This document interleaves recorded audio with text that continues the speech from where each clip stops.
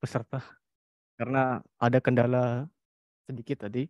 Kita langsung saja sapa untuk Bapak Gema karena memang Bapak sudah masuk di Zoom meeting kita. Selamat siang Bapak. Halo Bapak, apa kabar Pak Gema? Halo, selamat siang.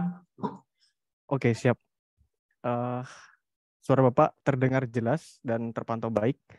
Ya, Mungkin langsung saja ya Bapak ya. Untuk waktu dan layar kami persilahkan kepada Bapak karena kami sudah opening tadi sebelumnya. Silahkan Bapak. oke. Ya, terima kasih Mas Zaki. Bismillahirrahmanirrahim. Assalamualaikum warahmatullahi wabarakatuh. Selamat siang, salam sejahtera untuk kita semua. Mohon maaf sebelumnya, ini tadi ada kendala jaringan, ternyata agak susah internetnya. Saya kebetulan lagi di rumah sakit, mengantar menemani istri saya lagi dirawat. Jadi tadi saya coba cari-cari link. Oke, saya akan coba sampaikan berkenaan dengan pengelolaan KI ya, mengelola bagaimana kita sebenarnya ini untuk mengelola KI. Saya akan coba share langsung.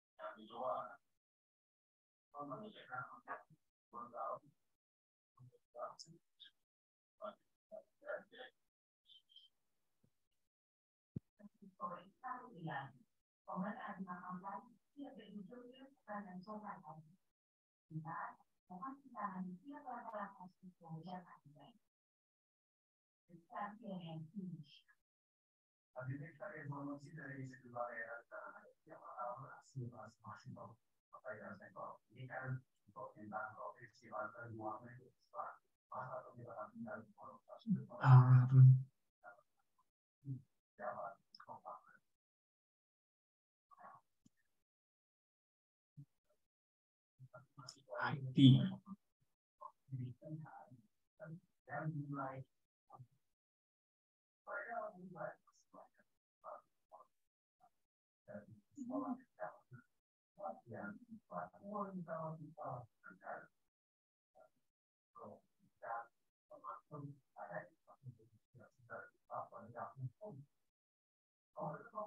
Oke, apakah bisa terlihat? Sudah Bapak. Ya, oke. Ya, jadi kalau kita bicara tentang haki, ini memang agak susah atau mungkin tidak mudah untuk dipahami oleh banyak orang, termasuk mungkin juga oleh sarjana hukum gitu ya, karena haki ini sistemnya cukup kompleks. Dia punya 7 undang-undang khusus berkenaan dengan haki. Namun setidaknya untuk saat ini kita hanya perlu mengetahui ada 5 jenis haki, yaitu kalau saya buat dalam satu diagram yang mudah atau diagram pizza ini gitu ya, bahwa haki ini bisa dilihat ada 5 jenis yang perlu kita pahami, yaitu merek, desain industri, rahasia dagang, hak cipta, paten, ya, yang masing-masing ini punya kata kunci. Itu kata kuncinya bisa dilihat dari segi, kalau merek itu kata kuncinya identitas, kalau desain industri itu kata kuncinya bentuk, rahasia dagang itu kata kuncinya informasi, hak cipta itu kata kunci konten, paten itu kata kuncinya fungsi. Jadi bisa dilihat di sini bahwa untuk memahaminya dari masing-masing jenis haki tersebut itu ada kata kuncinya. Kita bahas satu persatu. Kalau misalnya di sini bisa kita lihat identitas ini bisa berupa tanda, nama, susunan huruf, angka atau suara, termasuk hologram, bisa dalam bentuk 2 atau 3 dimensi. Ini bisa dilindungi sebagai merek. Jadi tentu saja semua produk itu harus punya merek. Makanya kemudian kalau kita bicara tentang merek, maka kita bicara tentang satu identitas untuk barang tersebut. Lalu kemudian kalau kita bicara tentang bentuk, maka kita bicara tentang pelindungan desain industri, yaitu 2 atau 3 dimensi, harus punya nilai kebaruan dan punya kesan estetis. Karena kalau dia tidak baru atau dia tidak punya kesan estetis, dia tidak bisa didaftarkan sebagai desain industri, ya perlindungannya. Lalu yang ketiga adalah informasi yang tidak diketahui umum, punya nilai ekonomi, ya, yang penting dijaga kerahasiaannya, itu bisa dilindungi sebagai rahasia dagang. Nah, ini contohnya kalau misalnya sehari-hari itu kalau ada perusahaan atau ada restoran, dia mungkin punya resep rahasia keluarga gitu, atau resep rahasia. Nah, itu bisa dilindungi sebagai rahasia dagang ini sepanjang dijaga kerahasiaannya. Lalu kemudian yang paling juga banyak adalah soal konten. Baik itu seni, sastra, ilmu pengetahuan. Jadi kalau teman-teman di sini mungkin juga sering posting foto, film gitu ya. Hingga bisa dilindungi sebagai hak cipta. Lalu kemudian untuk paten, ini kata kuncinya fungsi, karena kita adalah kadangkala kita membuat sesuatu yang ada fungsinya, yang bisa memberikan solusi teknis. Maka ini bisa dilindungi sebagai paten. Nah, untuk bisa informasi lebih lanjut, mungkin nanti teman-teman bisa melihat di aplikasi ini. Dulu waktu saya di Kemenparekraf, di Bekraf, karena membuat ini supaya bisa melihat apa yang rinci tentang tadi yang saya jelaskan tadi, ya. Nah, yang pasti dalam satu produk ini dapat mengandung beberapa jenis haki. Nah, ini yang perlu dipahami. Contoh, kalau kita ambil misalnya handphone ini ya. Handphone ini kalau kita bongkar, ini bisa terdiri dari merek, hak cipta, dan desain industri. Gitu ya, kalau kita lihat dari depan. Google ini ada mereknya, kemudian aplikasinya atau softwarenya ini bisa dilindungi sebagai hak cipta, dan desainnya ini bisa dilindungi sebagai desain industri, gitu ya, bentuknya ini. Dan kalau kita bongkar lagi, ini teknologi yang menyusun handphone tersebut ini bisa dilindungi sebagai paten, seperti itu, gitu ya. Lalu kalau kita bicara tentang fashion, nah baju atau fashion atau baju ini kalau kita lihat tentu punya merek, ya udah pasti, gitu. Dan desainnya, bentuknya ini bisa dilindungi sebagai desain industri. Lalu kemudian motif yang digunakan pada baju ini, itu ya, ini bisa dilindungi sebagai hak cipta karena dia adalah sebenarnya seni gambar yang dilekatkan pada baju atau applied art. Nah, kalau misalnya ada teknologi khusus yang membuat baju ini memiliki fungsi tertentu, contohnya sekarang ada baju yang anti kusut. Nah, dia ini bisa dilindungi sebagai paten teknologinya tersebut gitu. Karena dia punya fungsi untuk membuat supaya baju ini kalau habis cuci itu nggak kusut. Nah, jadi langsung halus sendiri. Lalu kemudian kalau misalnya ada teknik khusus untuk menjahit baju ini, ya, sehingga nanti bajunya ini bisa memiliki bentuk yang beda, istimewa gitu, kayak rempelnya atau kelimannya gitu, maka ini bisa dilindungi sebagai rahasia dagang. Lalu kalau kita bicara beverage, misalnya minuman, ini tentu saja kalau kita lihat dari tekstur botolnya, ini orang udah kasih tahu kalau saya tutup Coca-Colanya, ini bisa dilindungi sebagai desain industri karena bentuknya unik, gitu, estetik gitu ya. Lalu sedangkan kalau misalnya mereknya ini Coca-Cola gitu ya, maka bisa dilindungi sebagai merek yang mana Coca-Cola ini sebenarnya ini dilindungi bukan hanya soal merek minuman, tapi juga bisa merek dari gaya hidup gitu ya. Kalau kita lihat itu sebenarnya ada juga toko-toko yang menjual topi Coca-Cola, baju Coca-Cola, sepatu Coca-Cola gitu. Jadi memang ini merek gaya hidup karena dia memang tidak mau ada merek-merek lain di luar dari Coca-Cola yang bisa dipakai untuk berbagai jenis barang. Dan formulanya untuk membuat rasanya ini menjadi berbeda, ya, ini bisa dilindungi sebagai rahasia dagang. Jadi ramuannya atau formula dari Coca-Cola ini bisa dilindungi sebagai rahasia dagang karena dijaga kerahasiaannya oleh pimpinannya di Atlanta, yang mana tidak boleh ada orang yang tahu tentang formula tersebut. Nah, ini yang perlu dipahami juga bahwa walaupun banyak pesaing-pesaing Coca-Cola membuat minuman yang sama, tapi tidak pernah ada rasanya yang sama dengan Coca-Cola karena memang formulanya tersebut dirahasiakan. Contoh kasus kita mulai akan lihat ya. Mungkin teman-teman pernah tahu ya tentang ini Barack Obama gitu ya. Pada tahun 2008 ketika Barack Obama ini muncul sebagai calon presiden, ada seorang seniman yang menggambar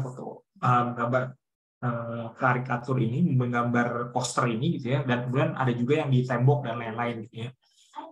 Dan ketika ini muncul, banyak orang suka gitu atau melihat bahwa wah ini bagus sekali, saya mau dong ini dipakai untuk jadi kaos, jadi mug, jadi pin gitu ya. Yang mana kemudian akhirnya si seniman ini yang tadinya cuma menggambar ini di tembok, di poster, ini jadi kaya raya gitu karena tadi dia mendapatkan royalti dari penggunaan itu di baju, di mug, di lain-lain itu. Tapi kemudian ketika ini poster ini begitu terkenal, ada seorang wartawan yang melihat loh, ini kayaknya mirip sama foto yang saya buat. Gitu. Jadi dia pernah memfoto waktu Obama sedang konferensi pers. Gitu. Wah, jangan-jangan ini senimannya ini mengadaptasi dari foto saya.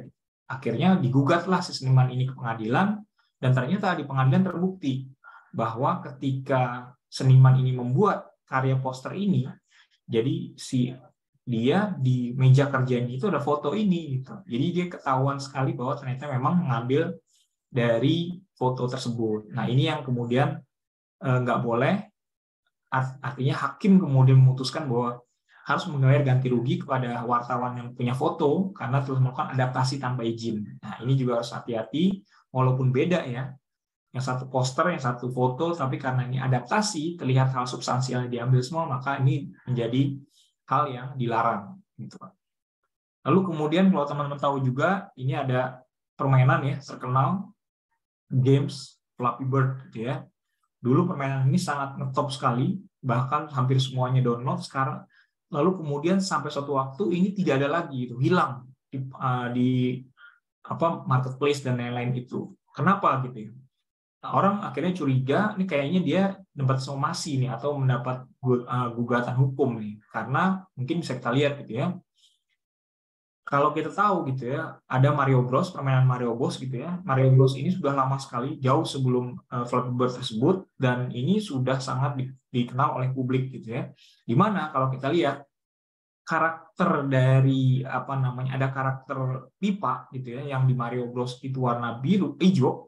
Nah di Flappy Bird juga ternyata ada juga gitu karakter pipa warna hijau gitu. Jadi ini mengapa dia menggunakan warna yang sama dengan benda yang sama gitu.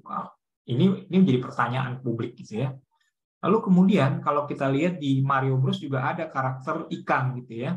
Jadi ada karakter ikannya. Dan kalau kemudian karakter ikannya ini kita coba modifikasi, ternyata ini mirip dengan karakter burungnya di Flappy Bird gitu. Nah, inilah yang kemudian menjadi dugaan semakin kuat bahwa pembuat games Flappy Bird jangan-jangan ini meniru atau mengadaptasi dari karakter-karakter yang ada di Mario Bros sehingga orang familiar dan pada akhirnya games ini menjadi populer. Nah, ini jadi ternyata memang ada dugaan bahwa dia disomasi untuk menghentikan tuh game penyebar luasan gamesnya atau pemasaran gamesnya sehingga agar tidak dituntut secara hukum gitu oleh pengembang Mario Bros tersebut.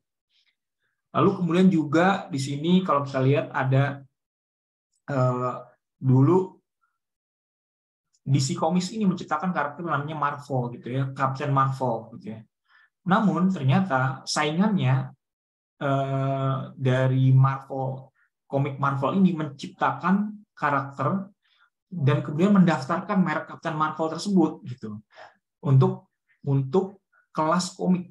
Nah, karena ternyata Marvel ini mendaftarkan kelas komik duluan untuk Captain Marvel, sehingga ketika karakter Captain Marvel ini dijadikan komik, dia tidak bisa lagi menggunakan nama komiknya tersebut atau judul komik tersebut dengan Captain Marvel.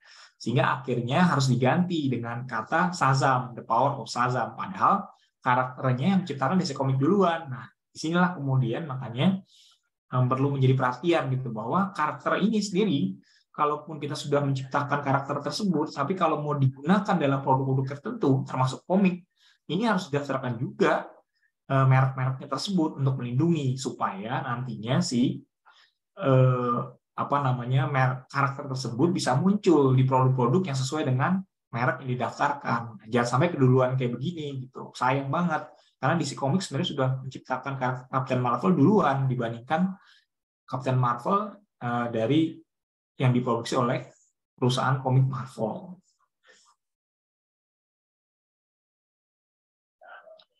Demikian mungkin yang bisa saya sampaikan. Mungkin nanti kita bisa eksplor dalam tanya jawab apabila masih ada yang kurang jelas, sehingga nanti teman-teman mungkin bisa dari sisi tanya jawab tersebut bisa mengeksplor lebih jauh lagi kira-kira apa yang perlu kita perdalam tentang haki tersebut. Terima kasih. Oke, baik. Terima kasih Bapak Gema atas penjelasan dari Bapak. Untuk kita lanjut bisa ke sesi tanya jawab. Untuk Bapak Ibu peserta, silakan untuk raise hand yang hendak bertanya langsung kepada Bapak Gema. Oke, sudah ada beberapa yang raise hand. Yang pertama kami persilakan dulu untuk Bapak Hindra. Silakan Bapak Hindra untuk raise hand, untuk open mic dan menyalakan kameranya ya Bapak ya, supaya bisa berinteraksi dengan Bapak Gema. Silakan Bapak Hindra. Ya, terima kasih Pak. Cuma mohon maaf ini saya sedang kurang sehat, lagi di kamar, jadi tidak bisa menyalakan kamera. Mohon maaf ya. Oke, silakan Bapak. Ya, terima kasih panitia dan terima kasih juga Pak Gema atas penjelasannya. Yang saya ingin tanyakan terkait dengan rahasia dagang, Pak. Kalau prakteknya di Undang-Undang Rahasia Dagang di Indonesia itu kan rahasia dagang tidak perlu didaftarkan ya, tapi kalau perjanjian lisensinya kalau nggak salah yang perlu didaftarkan gitu ya Pak. Nah kemudian yang ingin saya tanyakan itu, saya pernah masuk ke websitenya HKI ya, ketika ingin tahu terkait dengan proses pendaftaran lisensi rahasia dagang. Nah kalau di lisensinya itu mensyaratkan ada bukti bahwa untuk mendaftarkan lisensinya itu perlu ada bukti bahwa rahasia dagangnya itu sudah didaftarkan gitu. Nah ini gimana ya, bertentangan dengan undang-undangnya gitu ya. Pada prakteknya di aplikasi di Kemenkumham-nya itu mensyaratkannya ada bukti atau ada apalah perjanjian yang perlu di-upload untuk supaya bisa mendaftarkan lisensinya. Nah ini yang prakteknya sebenarnya seperti apa ya harusnya Pak gitu, terkait dengan pendaftaran rahasia dagang itu sendiri, dan kedua terkait pendaftaran lisensinya itu sendiri. Terima kasih. Oke, siap. Silahkan Bapak Gema untuk ditanggapi.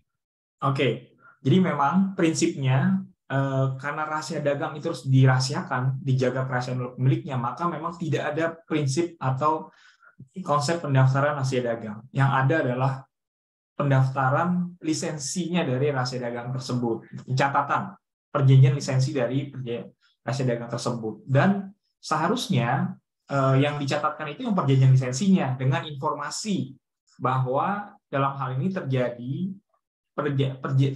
lisensi atau pemberian izin kepada orang terhadap satu lisensi terhadap suatu rahasia dagang tertentu. Contoh yang selama ini sering ada adalah resep makanan, gitu ya. Nah, tapi resep makanannya sendiri itu tidak dimasukkan dalam perjanjian tersebut, gitu. Hanya disebutkan bahwa pihak A dalam hal ini memberikan lisensi atau memberikan izin kepada pihak lain untuk menggunakan resep makanannya dia. Resep makanannya sendiri nggak disebutkan. Yang penting sudah ada kesepakatan bahwa resep makanan tersebut nantinya akan diberikan izin kepada pihak lain. Nah, yang dicatatkan ke DJKI itu ya udah itunya aja, perjanjian lisensinya aja. Dan kalau misalnya nanti DJKI mengharuskan adanya pencatatan lisensi dagangnya, nggak ada gitu, karena nggak akan ada formatnya. Dan kedua juga tidak diwajibkan untuk membuka resep itu gitu, membuka rahasia dagang tersebut, nggak ada kewajiban gitu, karena begitu dibuka ke publik itu berarti sudah bukan rahasia dagang lagi gitu. Jadi silakan nanti dikonfirmasi, yang pasti itu sudah clear bahwa yang didaftarkan dan dicatatkan tersebut adalah perjanjian lisensinya dengan informasi secara umum berkenaan dengan apa sih yang menjadi rahasia dagangnya. Oh, resep rahasia keluarga, oh resep obat, oh cara menjahit pakaian, tapi tidak ada uraian teknis secara lengkap seperti halnya paten, nggak ada gitu. Nah, seperti itu sebenarnya prakteknya. Terima kasih. Oke, baik. Terima kasih Bapak Gema. Untuk Bapak Hendra, kiranya dari kami cukup menjawab. Apabila belum terjawabkan, nanti bisa disampaikan di sesi raise hand berikutnya. Oke, kita buka untuk sesi raise hand kedua.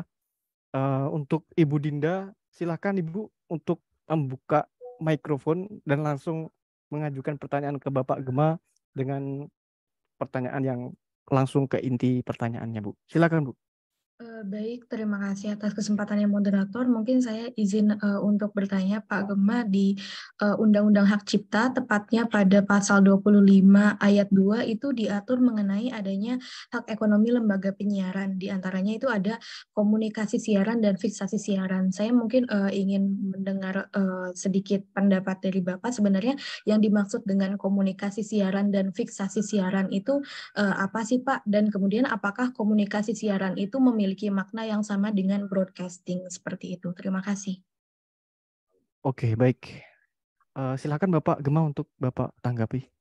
Iya, Bu Dinda, jadi komunikasi siaran dan fiksasi siaran tersebut, komunikasi siaran itu sebenarnya sama dengan penyiaran broadcasting itu konsepnya gitu ya. Jadi menyiarkan dari satu konten tertentu. Sedangkan fiksasi siaran tersebut adalah sama sebenarnya kalau bagaimana perusahaan rekaman itu merekam lagu-lagu dalam satu format tertentu. Nah, jadi kita bisa sebenarnya membayangkan bahwa lembaga penyiaran itu seperti produser rekaman gitu. Yang satu adalah menyiarkan rekaman kontennya, yang satu adalah merekam. Gitu. Sehingga ketika nantinya kita mengacu pada undang-undang hak cipta tersebut, maka dua hal ini dilindungi gitu. Ketika si lembaga penyiaran ini menyiarkan secara langsung, nah kalau ada yang mengutip, dia harus mengutip itu secara lengkap dengan menyebutkan sumbernya satu gitu ya dari hasil siarannya tersebut. Kalau dia menggunakan merekam siaran tersebut. Tapi kalau kemudian lembaga penyiaran ini punya rekaman sendiri, jadi ketika disiarkan dia ngerekam sendiri, lalu kemudian rekaman ini kemudian mencoba untuk disampaikan ke publik gitu atau diambil ke publik itu rekamannya tersebut. Nah, maka juga harus izin dari si lembaga penyiaran tersebut gitu. Jadi kita membayangkannya seperti itu gitu ya. Jadi disiarkan secara langsung dan yang kedua merekam dulu dan kemudian nanti rekaman tersebut yang mana kemudian biasanya ada dokumentasi gitu ya. Dokumentasi lembaga penyiaran tersebut. Lalu kemudian ini bisa juga menjadi hak cipta dari si lembaga penyiaran untuk kemudian nantinya bisa dia komersialisasikan. Dia bisa memberikan izin, bisa menjual, bisa menyewakan gitu, yang mana orang-orang ini bisa menggunakan dengan izin dia dan mungkin nantinya ke depan juga membayar royalti atas segala komersialisasi tadi, fiksasi siaran dan juga tadi komunikasi siaran tersebut. Seperti itu. Oke, baik. Kiranya cukup menjawab ya Ibu Dinda. Namun bila ada tanggapan lain mungkin Ibu nanti sampaikan di sesi resen atau chat Zoom meeting. Oke, terima kasih Ibu Dinda atas pertanyaannya dan jawabannya dari Bapak Gema. Kita izin berlanjut ke sesi resen ketiga. Untuk Bapak Kevin Darmawan silahkan untuk open mic Bapak dan sampaikan pertanyaannya ke Bapak Gema secara langsung sesuai pada intinya. Silakan Bapak. Baik, terima kasih moderator sebelumnya. Terima kasih juga Pak Gema atas penjelasan materinya. Di sini saya izin bertanya dua pertanyaan mungkin terkait dengan tadi juga melanjuti terkait dengan penyiaran juga sangat berhubungan. Di mana Pak Gema apabila terdapat adanya siaran langsung misalnya ataupun streaming dalam suatu aplikasi yang dicuri dengan cara broadcasting juga atau dengan cara mungkin share screen sehingga streaming asli tersebut dapat diakses oleh banyak orang yang mana dengan cara dikomersialkan lagi dengan harus membayar akses tersebut. Nah, dalam hal ini apakah perbuatan tersebut bisa dikategorikan dan dianggap sebagai pembajakan hak terkait, Pak, menurut dengan Undang-Undang Hak Cipta? Dan mungkin untuk pertanyaan selanjutnya terkait dengan merek, Pak. Tadi kan Bapak juga jelasin merek poin pentingnya adalah identitas. Nah, dalam hal ini apabila saya mendaftarkan merek di kelas jasa misalnya Pak, usaha dan jasa. Nah, namun dalam hal lain ada pesaing yang membuat desain ataupun identitas di produknya, yang mana hal ini membuat simpang siur di masyarakat dan juga membuat kemiripan. Meskipun terjadi perbedaan kelas di sini, apakah hal tersebut dan juga tentunya yang pesaing tadi itu belum mendaftarkan produknya ke DJKI misalnya terkait perlindungan jasa ataupun produk. Apakah hal tersebut bisa terjadi pelanggaran juga Pak dalam hal merek itu sendiri? Terima kasih. Oke, silakan Bapak Gema untuk Bapak tanggapi Bapak. Ya, yang pertama, yang pasti setiap prinsip dari hak cipta itu kan bahwa hak eksklusif dari penciptanya atau pemegang hak ciptanya gitu ya. Dari penciptanya itu hak eksklusif. Sehingga kalau kita menggunakan suatu karya orang lain harusnya ada izin gitu. Itu udah prinsip dasar dari hak cipta gitu ya. Tapi ada pembatasan gitu. Pembatasannya apa? Pembatasannya bisa untuk kepentingan riset, pendidikan itu tanpa izin sepanjang dia menyebutkan sumber dan tidak melanggar kepentingan yang wajar dari penciptanya atau pemegang hak ciptanya, maka diperbolehkan gitu ya. Jadi kita lihat prinsip itu aja gitu. Ini sebenarnya untuk kepentingan apa? Kalau ternyata dia mengambil tanpa izin kemudian menyiarkan ulang, apalagi kemudian komersial, jelas itu melanggar. Karena ada keuntungan ekonomi yang diambil yang harusnya keuntungan ekonomi ini di-share kepada si pencipta atau pemegang hak ciptanya. Jadi prinsipnya seperti itu. Jadi walaupun hak eksklusif tapi ada pembatasan, tadi saya bilang untuk kepentingan riset, kepentingan pendidikan bisa ada gitu ya pembatasannya. Namun sekali lagi kalau untuk kepentingan komersil yang jelas-jelas ada manfaat ekonominya, nah ini jelas nggak wajar kalau tidak tidak minta izin gitu. Karena harusnya inilah bisa di-share bisa di-share manfaat ekonomi tersebut. Kecuali kalau dalam dalam regulasinya itu jelas ada pembayaran royalti ke LMK, namanya lembaga manajemen kolektif. Karena saat ini kan lembaga manajemen kolektif itu atau LMK tersebut khusus untuk musik saat ini gitu ya. Walaupun saat ini juga ada LMK untuk penerbitan buku dan karya tulis lainnya.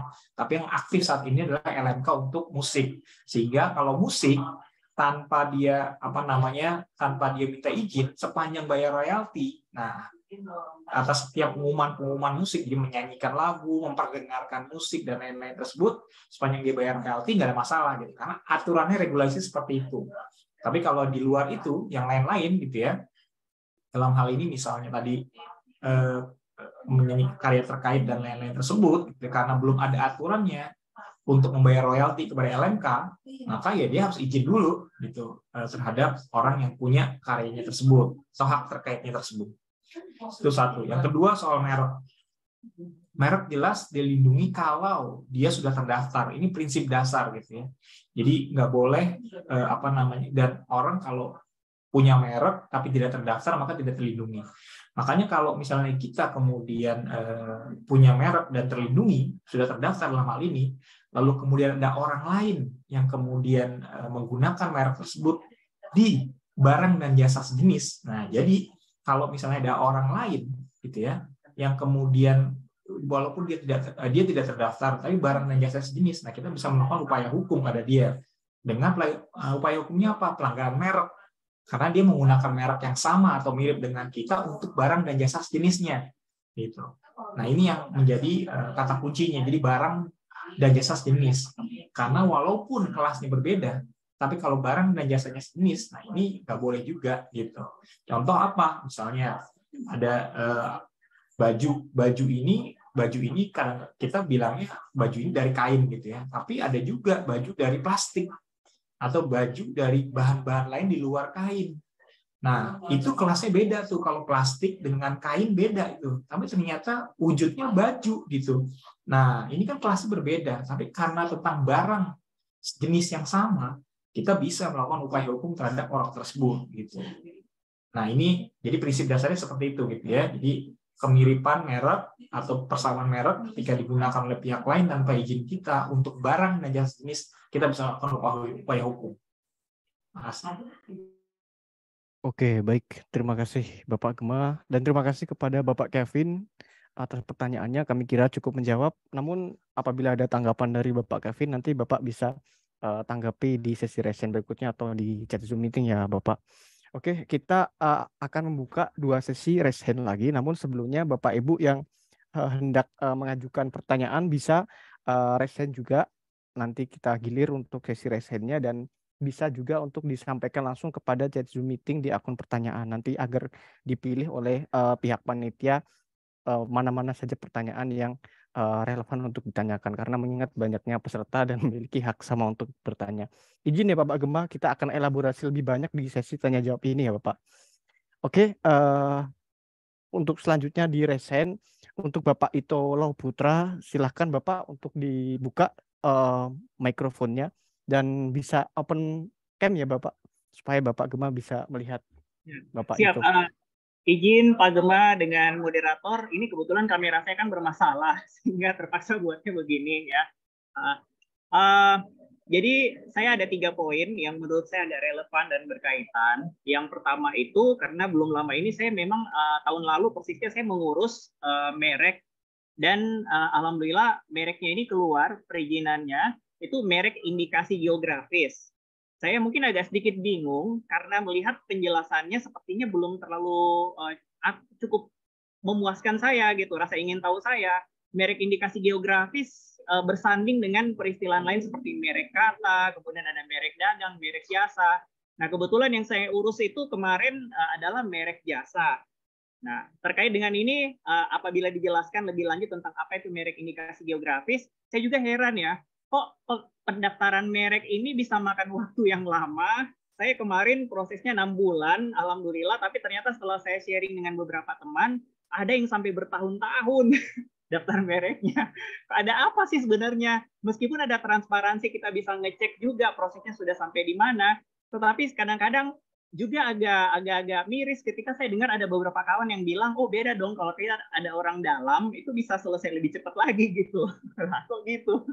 Dan akhirnya Pak Gema izin ini kalau menurut pengamatan dan pengalamannya Bapak, ketimpangan dalam perlindungan atas kekayaan intelektual di Indonesia sebenarnya saat ini yang patut mendapat perhatian kita semua itu dalam poin-poin apa saja sih Pak kira-kira? Ya, mungkin itu Pak. Terima kasih. Oke, baik. Terima kasih Bapak Ito. Untuk Bapak Gema, silakan Bapak langsung Bapak tanggapi. Ya, Pak Ito. Ya, terima kasih Pak Ito. Jadi mungkin saya ingin menjelaskan dulu tentang merek dan indikasi geografis ya. Kalau merek itu tadi saya sampaikan sebenarnya identitas itu ya, tanda dalam bentuk apapun yang dilindungi dan menjadi milik pribadi, private. Merek itu miliknya private pribadi, baik itu orang atau badan usaha. Tapi kalau indikasi geografis itu adalah tanda atau bentuk apapun yang punya kaitannya dengan manusia dan alam sehingga menghasilkan satu ciri khas tertentu yang dimiliki oleh komunal gitu ya. Nah, ini bedanya merek sama indikasi geografis. Kalau merek punya private, kalau indikasi geografis punya komunal yaitu masyarakat. Contohnya apa? Kopi Gayo gitu ya. Terus kemudian ada kain tenun yang di masyarakat, berbagai masyarakat. Nah, itu bisa dijadikan indikasi geografis. Jadi ada juga simbolnya, tapi dimiliki komunal. Sehingga nanti yang mengupayakan atau mengolah itu komunal. Nah, ini beda nih pendaftarannya nih. Kalau indikasi geografis ini akan lebih rumit dibandingkan merek. Karena kalau indikasi geografis nanti ada risetnya, ada apa hasil laboratoriumnya dan lain-lain tersebut gitu. Nah, itu bedanya antara merek dengan indikasi geografis. Lalu kemudian ketika Bapak daftar tadi, wah saya daftar merek bisa 6 bulan, tapi teman saya udah bertahun-tahun. Nah, ini memang Pak. Jadi sebenarnya saat ini gitu ya, saat ini dengan adanya pendaftaran online, ini sebenarnya pendaftaran merek lebih cepat gitu ya. Dulu waktu sebelum online itu bisa sampai 2 tahun, 3 tahun gitu. Tapi kalau sekarang dengan pendaftaran online ini rata-rata itu bisa sampai 12 bulan. Nah, kenapa bisa ada yang lebih cepat dari 12 bulan gitu? Ini banyak faktornya karena memang untuk pendaftaran merek tersebut ada pemeriksaan yang tergantung bagaimana seorang pemeriksa merek gitu ya, yang di pegawai di DJKI tersebut secara subjektif menilai ini sama atau tidak dengan merek-merek yang sudah ada gitu. Nah, jadi dia penilaiannya sangat subjektif sekali tergantung pemahaman dia terhadap merek tersebut. Nah, yang umumnya yang saya tahu kalau kenapa dia bisa lebih cepat, karena biasanya mereknya itu adalah hanya kata-kata. Jadi kalau misalnya Nike, Nike gitu kan tulisannya gitu. Nah, tapi kalau itu lebih cepat tuh, karena dengan gampangnya orang kalau misalnya Bapak daftar, saya mau daftar merek Nike ya, Nike. Nah, orang tinggal gampang nih si pemeriksa merek ketik Nike, udah ada belum? Oh, udah ada nih Nike sama-sama Nike. Nggak boleh dicoret kalau kelasnya sama gitu ya. Tapi kemudian kalau misalnya ternyata yang didaftarkan adalah logo, nah ini kan susah Pak. Untuk ngecek logo sama apa enggak gitu, gambarnya mirip apa enggak, wah ini jangan-jangan ini ada lekukannya ini beda segala macam. Nah, itu susah tuh. Itu yang membuat biasanya merek-merek yang ada logonya, ada gambarnya itu susah, agak lama untuk diperiksa oleh pemeriksa merek karena membutuhkan waktu untuk memeriksanya. Tidak semudah kalau mereknya itu berupa kata-kata aja. Nah, itu mungkin penjelasan dari saya berkenaan dengan mengapa satu merek dengan satu merek yang lain itu bisa lama prosesnya gitu. Nah, itu. Lalu kalau ditanya ketimpangan gitu ya, ketimpangan ini sebenarnya kalau saya lihat lebih kepada pemahaman atau pengetahuan publik terhadap haki kalau menurut saya gitu ya. Jadi dulu waktu di Bekraf kita pernah melakukan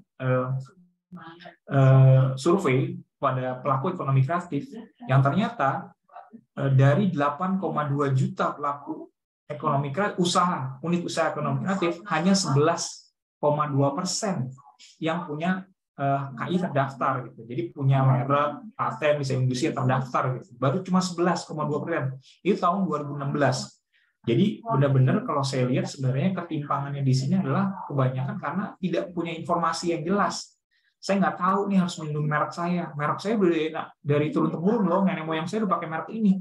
Kok tiba-tiba ada orang pakai merek mendaftarkan merek itu duluan? Nah, karena nggak tahu bahwa merek itu prinsipnya first to file. Bahwa siapa yang mendaftarkan dulu, dia yang dilindungi oleh negara. Gitu. Jadi kalau saya dari dulu turun-temurun pakai itu belum tentu dilindungi negara. Karena bukan first to use, tapi first to file. Nah, pemahaman inilah, pengetahuan inilah yang kadang-kadang tidak diketahui oleh publik gitu. Makanya oleh karena itu banyak ketimpangan di lapangan. Ada orang yang sejak dulu pakai mereknya tapi ternyata tidak terlindungi karena tidak tahu harus mendaftarkan gitu ya. Lalu kemudian ada orang-orang yang sudah tahu akhirnya mengambil kesempatan ini gitu dengan hijacking merek, dengan menggunakan merek-merek mendaftar duluan dan segala macam itu. Nah, disinilah kemudian menurut saya akhirnya banyak nih ketimpangan-ketimpangan akibat informasi yang tidak diterima dengan benar, pengetahuan yang minim terhadap haki, sehingga pada akhirnya banyak nih pelanggaran terjadi di lapangan. Gitu Pak. Oke, baik. Terima kasih Bapak Gema atas tanggapan dan pencerahannya. Untuk Bapak itu kami rasa cukup menjawab. Terima kasih Bapak itu untuk pertanyaannya. Kita lanjut ke satu sesi raise hand lagi. Untuk selanjutnya kembali ke pertanyaan dari chat Zoom. Untuk Bapak Julianus, silahkan Bapak untuk Bapak buka mikrofon Bapak dan kamera Bapak. Dan Bapak langsung ajukan saja pertanyaan inti ke Bapak Gema. Silahkan Bapak. Terima kasih. Kedengaran ya? Jelas Bapak. Oh silahkan. Iya. Nah, pertanyaan saya karena tadi Bapak Gema, terima kasih atas paparannya juga tadi. Sudah disampaikan juga oleh Bapak Gema tadi dalam paparannya itu ada gambar dari Barack Obama ya. Kemudian gambar itu kemudian dibuat dan menghasilkan keuntungan. Nah, pertanyaan saya begini, Pak Gema, kalau misalnya Barack Obamanya sendiri itu merasa keberatan terhadap foto itu yang kemudian dijual dan mendapatkan untung itu, nah apa konstruksi hukumnya? Kira-kira dasar hukumnya apa? Nah, tadi dari Bapak Gema menjelaskan bahwa hanya pada posisi siapa yang memotretnya saja. Nah, pertanyaan saya dari Barack Obamanya sendiri bisa nggak ngajuin itu? Apa dasar hukumnya? Kira-kira kalau misalnya dia menyatakan bahwa saya keberatan, apakah hanya dari desain industrinya saja kah atau ada alasan lain? Apakah dia bisa mendapatkan untung juga dari hasil itu? Itu pertanyaan saya, Pak Gema. Terima kasih. Oke, baik. Terima kasih Bapak Julianus. Silakan Bapak Gema untuk Bapak tanggapi. Ya, Pak Julianus. Jadi begini, di Undang-Undang Cipta itu ada namanya hak cipta atas potret, hak atas potret gitu ya, ada. Jadi kalau kita menggunakan potret orang untuk kepentingan iklan atau reklame, nah maka kita harus izin ada orang tersebut. Kalau di dalam foto itu ada 2 orang, maka kita harus izin pada 2 orang tersebut. Kalau di foto itu ada 10 orang, kita jadikan iklan atau reklame, misalnya untuk kafe kita, wah lagi pada minum kopi 10 orang gitu di kafe kita potret, terus kita pajang iklan kafe kita harus izin 10 orang itu untuk kita jadikan iklan untuk kafe kita. Nah itu prinsip dasarnya. Jadi apabila kita menggunakan potret atau foto orang untuk kepentingan iklan atau reklame, itu harus ada izin, ya gitu ya. Nah itu prinsip dasar gitu. Kalau misalnya bukan untuk kepentingan itu boleh apa enggak? Boleh kalau menurut Undang-Undang Cipta, karena tidak ada larangan kalau misalnya kita mau foto teman nih terus kita pajang di Instagram kita gitu. Wah, teman saya cantik banget nih, saya pajang saya posting di Instagram saya. Nah, itu boleh, nggak ada masalah. Karena bukan iklan, bukan reklame. Tapi begitu kita pakai foto teman kita yang lagi minum kopi, lalu kemudian kita pasang di di koran atau mana untuk mempromosikan kopi kita gitu. Nah, itu kena kita seperti itu. Makanya Obama, kalau misalnya Obama orang Indonesia gitu ya, dia bisa komplain gitu ya. Dia bisa komplain kalau misalnya ternyata fotonya itu dipakai tuh untuk segala macam kaos dan segala macam itu, dan kemudian dijadikan iklan. Jadi kan biasanya ada iklan kaos foto Obama gitu. Nah, dia komplain tuh, foto saya itu dijadikan untuk iklan gitu. Iklan-iklan penjualan baju, penjualan milk, penjualan gelas, penjualan pin segala macam. Bisa komplain dia. Nah, tapi harus ada tapi juga nih. Kalau misalnya seorang pejabat negara, pejabat negara ini presiden, wakil presiden, menteri, kepala daerah, dan segala macam itu kita tidak perlu minta izin kepada mereka karena itu adalah tokoh publik gitu. Tokoh publik itu, penggunaan foto tokoh publik itu tidak melanggar hak cipta. Nah, seperti itu. Tapi adalah foto publik yang secara resmi dikeluarkan oleh lembaganya, instansinya. Jadi kan ada tuh ya, kalau foto Pak Jokowi itu ada tuh di Setnek itu ada khusus foto tersebut yang kemudian digandakan untuk dipajang di di kantor-kantor di ini segala macam. Nah, itu nggak apa-apa gitu, seperti itu gitu. Nah, jadi tadi saya sampaikan pada dasarnya hak cipta atas potret itu melekat pada orang yang potret, yang kalau untuk reklame atau iklan dia bisa komplain kalau nggak ada izin gitu ya. Nah, untuk Obama di sini menurut saya sih pada saat itu ya, sebenarnya karena dia waktu itu belum jadi presiden, dia bisa komplain. Tapi kan bagi dia, kalau dengan semakin banyaknya orang yang menggunakan foto dia, itu dia semakin terkenal. Dan terbukti, dia terpilih menjadi presiden Amerika karena penyebar luasan dari materi promosi tersebut. Gitu. Jadi dia nggak komplain. Gitu. Nah, inilah yang kemudian perlu kita perhatikan juga bahwa hak cipta itu delik aduan. Kalau orangnya nggak komplain, nggak ada masalah gitu. Jadi polisi nggak bisa tiba-tiba nangkepin orang-orang itu gitu tanpa ada pengaduan atau komplain dari si orang yang dirugikan gitu. Kalau orang penciptanya atau orang yang fotonya dipakai, nah itu yang perlu juga dipahami gitu. Jadi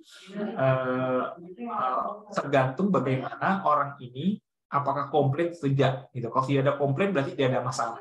Nah, seperti itu. Oke, baik. Terima kasih Bapak Gema atas tanggapan dan pencerahan Bapak. Untuk Bapak Julianus kiranya cukup menjawab ya Bapak.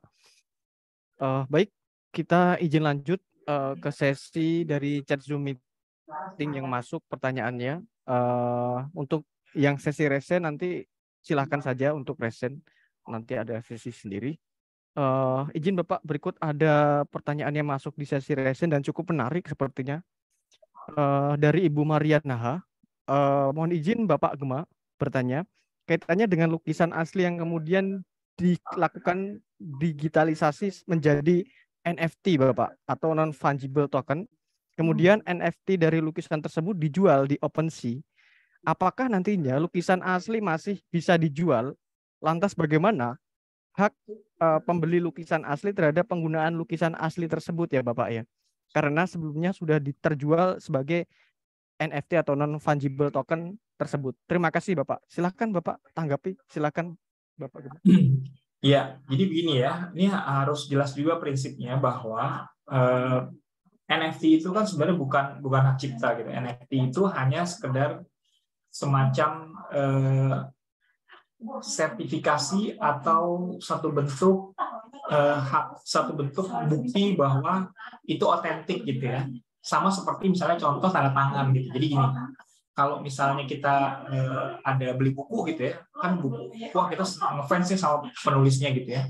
Terus kemudian ada bedah buku dan kemudian ada penandatanganan untuk oleh si penulisnya gitu ya. Nah, kadang-kadang gitu ya, penulisnya itu tanda tangan aja buku-bukunya gitu. Wah, artinya ini buku ini mendapat autentifikasi dari si penulisnya gitu ya. Tapi kadang-kadang ada orang yang nakal. Dia beli buku bajakan, terus ditandatangan sama si penulisnya. Nah, buku ini gitu ya, buku ini walaupun buku bajakan, tapi otentik kan tanda tangan oleh si penulisnya gitu. Nah, NFT itu seperti itu gitu. NFT itu adalah memberikan autentifikasi terhadap karya apapun gitu tanpa kita tahu nih asli apa enggak. Ini bajakan atau bukan gitu. Nah, jadi ada dua hal yang terpisah nih gitu. Jadi kalaupun ternyata misalnya nih ada lukisan terus tiba-tiba lukisan orang lain, terus ada orang yang mengerti IT, wah, saya ambil aja lukisannya nih, saya jadiin NFT. Nah, artinya kemudian ini berbeda nih, bahwa si yang satu ada lukisan asli yang pelukisnya ini nggak tahu apa-apa, ini ada orang yang nyomot tiba-tiba di NFT-kan gitu, bahwa ya di dunia NFT ini adalah otentik karena dia sudah menerangkan dengan itu sehingga hanya satu-satunya karya ini ada di NFT gitu ya. Nah, oleh karena itu kemudian yang jadi masalah adalah kalau misalnya tidak ada verifikasi oleh si platformnya. Nah, inilah kenapa kemudian si OpenSea tersebut ini sering banyak gugatan. OpenSea itu sering mendapat gugatan karena kemudian ketahuan ada orang-orang yang menggunakan itu karya orang lain untuk di NFT-kan gitu ya, tanpa izin dari si pemilik karya aslinya atau penciptanya gitu. Makanya kemudian di take down. Jadi ada komplain take down, komplain take down. Nah, seperti itu kejadiannya gitu. Oleh karena itulah kemudian makanya banyak regulator di berbagai negara ini mewajibkan platform-platform seperti OpenSea itu untuk melakukan verifikasi dulu. Ketika ada orang masuk gitu ya, saya mau NFT-kan karya saya nih, ditanya dulu, ada serangkaian verifikasi itu. Nah, ini karya Anda bukan. Iya, karya saya segala macam. Kalau ada apa-apa tanggung jawab ya, iya gitu segala macam gitu. Atau kemudian ada satu platform juga yang sistemnya referensi gitu.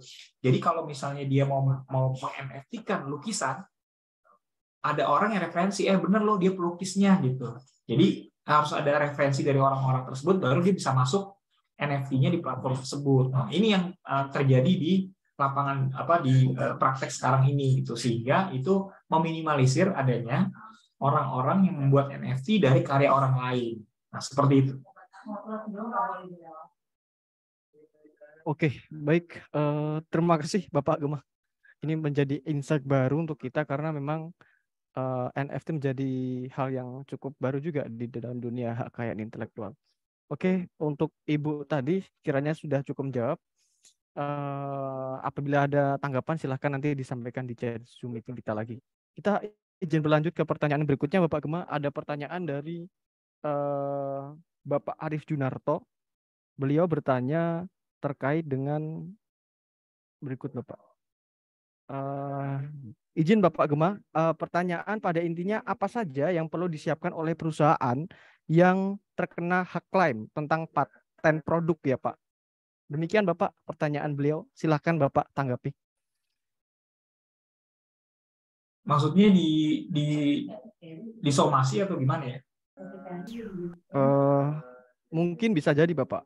Pertanyaannya intinya apa saja yang perlu disiapkan oleh perusahaan yang terkena hak klaim tentang paten produk begitu Bapak. Jadi dia Oke, jadi gini, saya sih nangkapnya adalah bahwa ada pelanggaran paten, ada dugaan pelanggaran paten gitu ya, dilakukan oleh perusahaan ini sehingga dia dapat gugatan atau somasi dari perusahaan lain gitu yang menganggap bahwa dia melanggar paten saya gitu ya. Nah, paten itu yang paling penting atau inti dari paten itu adalah klaimnya. Klaim gitu ya. Klaim itu adalah apa saja hal-hal teknis yang dimiliki oleh si produk ini yang kemudian ini berbeda dengan yang lainnya gitu. Jadi klaimnya tersebut.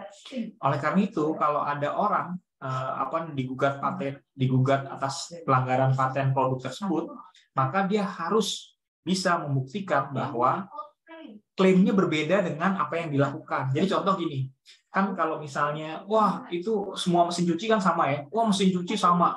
Tiba-tiba ada orang mengklaim, wah Anda telah melanggar paten saya mesin cuci nih gitu. Nah, ini kan saya klaimnya gini, bahwa mesin cuci ada muter-muter segala macamnya itu segala gitu. Nah kalau kita bikin mesin cuci juga, kita harus bisa membuktikan gitu bahwa loh, saya mesin cucinya beda loh. Mesin cuci saya ini muternya bukan muter satu arah gini. Tapi saya muternya bisa bolak-balik. Ya, bolak-balik gitu bisa sesuai dengan jarum jam, bisa juga anti clockwise gitu. Jadi bisa muter-muter segala macam gini. Nah, ini nggak ada. Beda sama mesin cucinya dia, paten dia muternya cuma satu arah. Kalau saya dua arah gitu. Nah, hal seperti itu yang harus dibuktikan nanti apabila ternyata pihak lain tersebut itu mengklaim gitu bahwa ini paten saya, klaim saya begini-gini. Nah, kita harus cari bukti, cari perbedaannya. Dengan semakin banyak perbedaan paten produk yang kita punya dengan dia, maka akan semakin kuat posisi kita.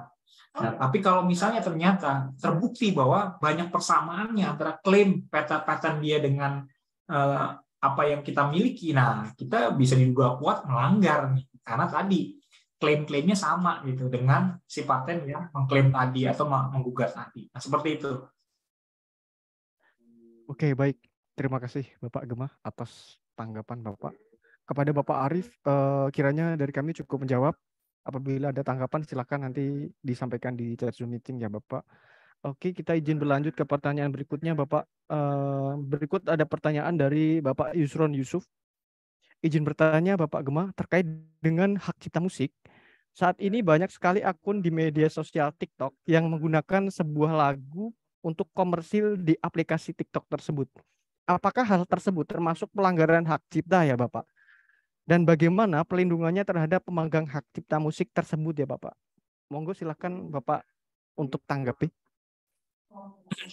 Ya, kalau platform yang sudah ada sekarang, gitu ya, saya bisa bilang bahwa kalau platform ini kemungkinan besar itu sebenarnya sudah punya perjanjian lisensi dengan para pemegang haknya, gitu. Jadi biasanya kalau untuk penggunaan seperti itu, gitu ya, ini ada bekerja sama dengan publisher, gitu ya, atau dengan kalau kan biasanya kalau penggandaan itu atau namanya reproduction right gitu ya, ini izinnya sama penciptanya atau dengan dengan publishernya. Tapi bisa juga kalau menggunakan rekaman, nah tadi ya, jadi karya rekaman atau fonogramnya itu bisa minta izin kepada si produser rekamannya gitu.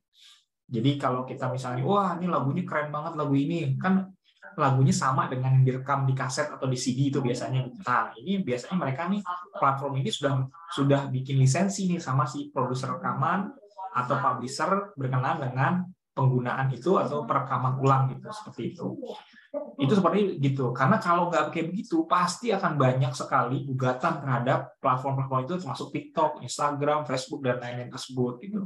Dan biasanya ketika platform-platform itu sudah digunakan, lagu-lagu tersebut digunakan dalam platform, kalau kita mau ambil keluar untuk disiarkan di luar dari platform itu nggak bisa gitu. Kalau saya sih biasanya begitu Instagram itu saya rekam ulang gitu ya, kemudian saya mau posting ke WhatsApp gitu ya misalnya, ternyata nggak ada lagunya gitu karena langsung di silent karena di luar platform gitu.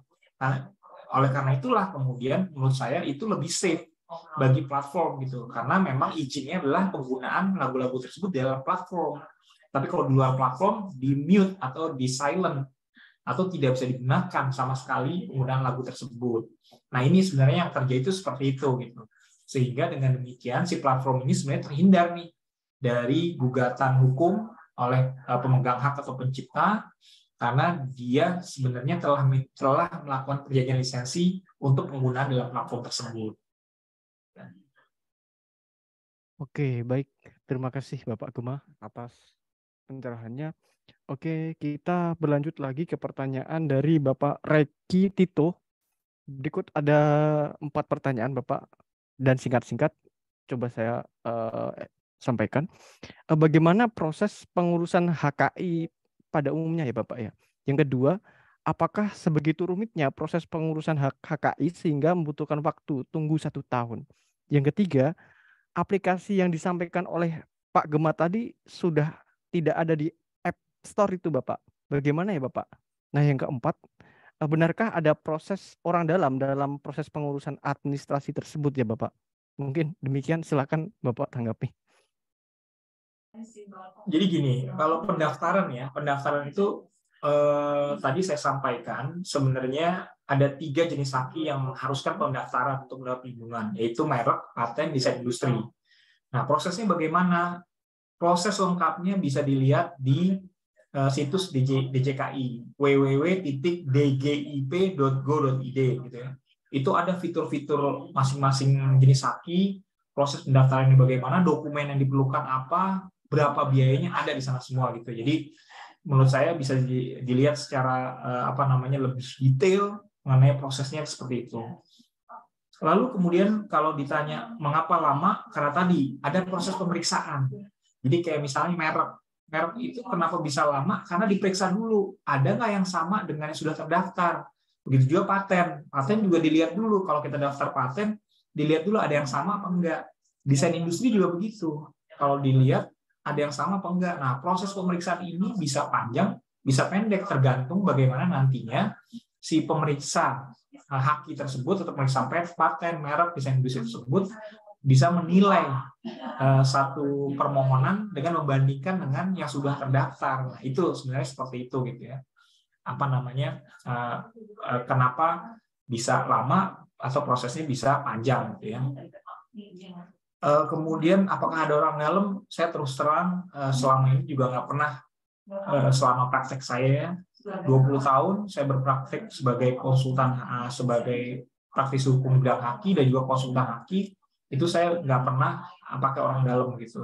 Jadi semuanya benar-benar kita mencoba untuk sesuai dengan prosedur gitu ya. Kalau misalnya ternyata ada laporan pakai orang dalam segala macam, ya saya sih nggak tahu gitu. Terus terang tuh saya nggak tahu gitu. Tapi menurut saya saat ini ya, dengan adanya proses pendaftaran online, seharusnya itu benar-benar dihapus tuh atau dihilangkan atau diminimalisir tuh, karena kita memang langsung berhubungan dengan teknologi gitu, berhubungan secara online, masukin aplikasi, membayar dan lain-lain, termasuk kita bisa melihat progres dari pendaftaran haki yang kita lakukan gitu, sampai tahap mana tuh ada progresnya seperti itu gitu. Jadi menurut saya udah nggak perlu lah harus menghubungi orang dalam seperti itu. Nah, lalu tadi aplikasi ya Bima ya, nanti mungkin cek lagi BIIMA gitu ya. Nanti saya coba cek gitu ya, karena memang itu sudah berapa kali terbarui. Jadi mudah-mudahan nanti kalau bisa dilihat di situ juga bisa lebih jelas mengenai proses tadi yang saya sampaikan tadi. Oke, baik. Terima kasih Bapak. Izin kita masuk ke sesi resen Bapak Ibu. Untuk Bapak Gusnan, silahkan Bapak untuk dibuka mikrofon Bapak dan kamera Bapak ya Bapak, supaya interaksi kita lebih baik. Silahkan Bapak. Halo Bapak Gusnan. Mungkin ada kendala dari Bapak Gusnan. Ya, halo, Assalamualaikum. Ya, Waalaikumsalam. Silahkan Bapak diajukan pertanyaannya langsung ke Bapak Gema ya Bapak. Ya baik Pak, izin Pak, maaf tidak bisa membuka video Pak karena lagi di ruangan. Ya izin Pak, mau bertanya Pak, apa sih Pak yang dimaksud dengan persamaan pada pokoknya itu Pak? Dan yang kedua, apabila pendaftaran merek sudah diterima di JHaki, tapi sertifikat belum keluar, tapi sudah diterima, apakah masih bisa digugat atas dasar persamaan pada pokoknya? Apabila dari logo dan tulisan sangat berbeda, Pak. Hanya ada satu kata yang sama. Ya, terima kasih, Pak. Oke, silakan Bapak Gema untuk ditanggapi. Oke, Pak Gusnan. Jadi persamaan pada pokoknya itu pada dasarnya kalau di pemeriksaan merek itu ada 3 nih Pak. Jadi bisa secara fonetik atau bagaimana cara pengucapan. Contoh tadi, saya mau daftar merek sepatu Nike, tulisannya Nike gitu ya. Kalau saya daftar itu di kelas merek sepatu gitu ya, itu pasti saya ditolak. Kenapa? Karena persamaan fonetik dengan Nike dengan tulisan Nike gitu ya. Loh, kok ditolak? Ya karena pengucapannya sama. Nike tulisannya dengan tulisan Nike tapi dibacanya Nike juga itu sama. Nah, itu nggak boleh. Artinya persamaan pada pokoknya tuh. Karena persamaan fonetik gitu ya. Yang kedua, persamaan secara visual. Jadi kalau misalnya kita di Jogja itu misalnya ada nama Jalan Malioboro gitu ya, dan suka dibikin kaos tuh Malioboro pakai fontnya Marlboro gitu. Nah, kalau misalnya iseng-iseng gitu, saya pengen bikin rokok mereknya Malioboro tapi pakai fontnya Marlboro gitu.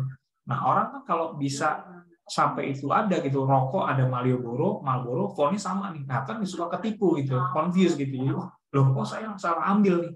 Nah, makanya secara visual nggak boleh itu sama gitu, walaupun fonetiknya beda, ininya beda, tapi kalau visualnya sama gitu ya, ini nggak boleh juga gitu. Itu namanya persamaan pada pokoknya.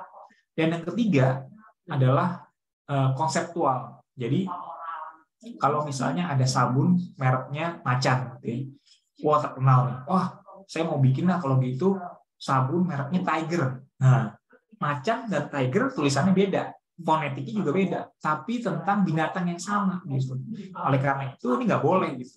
Oh kalau gitu saya nggak ganti deh, bukan tiger, saya ganti gambar aja deh kepala macan.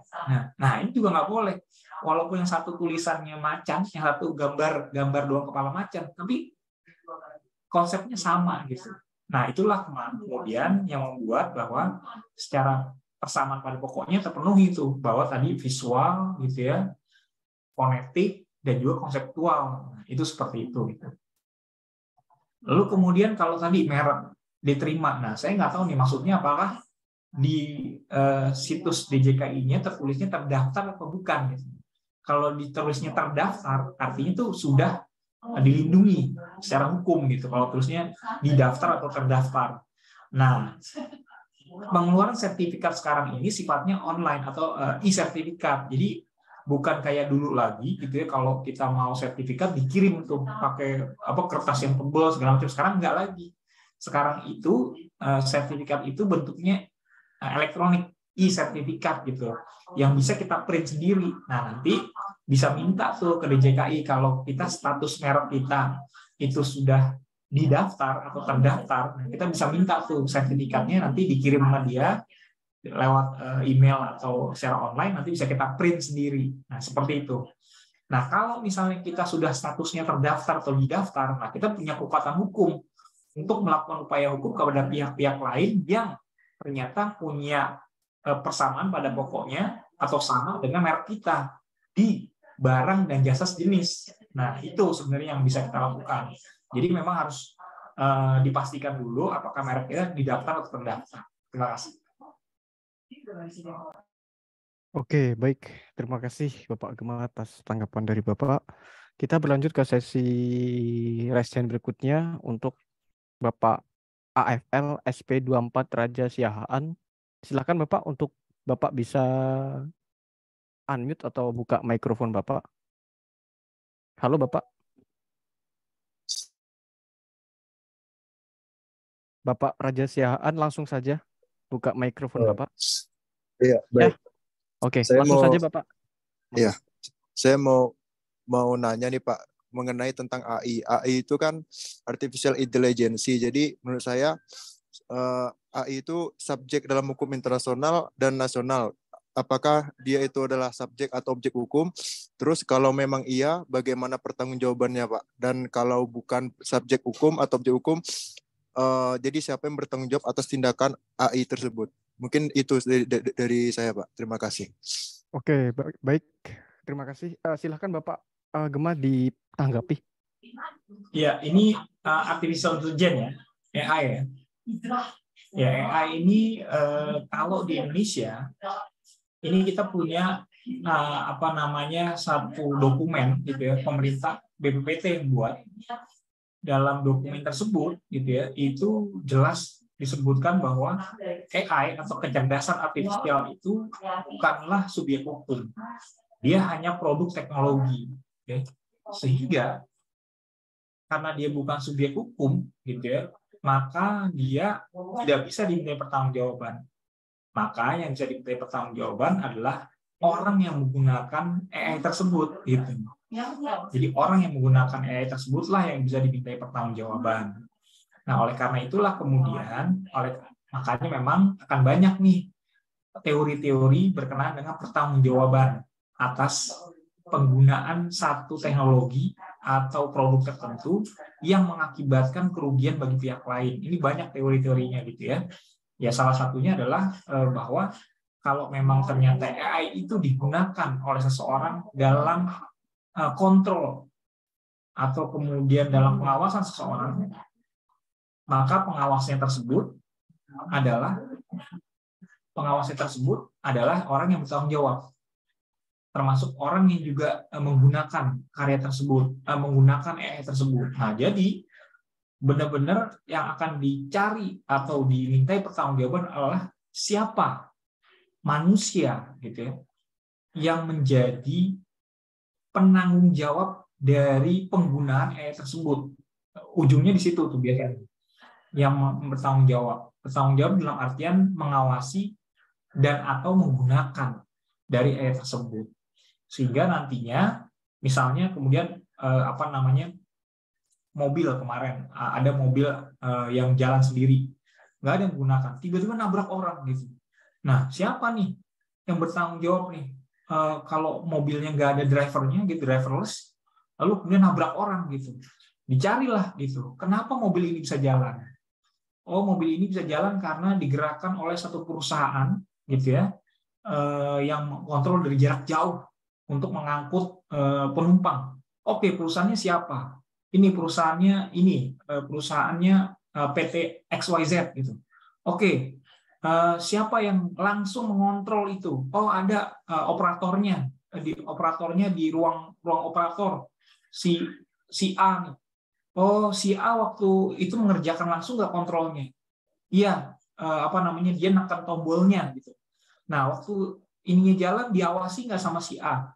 Wah, nggak diawasi sama si A, dibiarin aja. Jadi tekan tombolnya, mobil itu jalan sendiri, dia ngopi di luar gitu. Nah, ketahuan gitu bahwa PT XYZ itu sebagai perusahaan sudah menugaskan si bapak ini, itu si operatornya ini untuk harusnya mengawasi ketika dia menjalankan mobil itu dari jarak jauh gitu, bukan ditinggal ngopi gitu, tapi harus diawasi. Jadi dari jarak jauh. Nah, akhirnya ketahuan masih yang bertanggung jawab ini si operator ini. Nah, seperti itu gitu. Jadi ini bakal banyak teorinya, bakal banyak pembuktiannya, tapi AI tidak bisa disalahkan kalau misalnya itu berada dalam kontrol, tanggung jawab dan pengawasan manusia.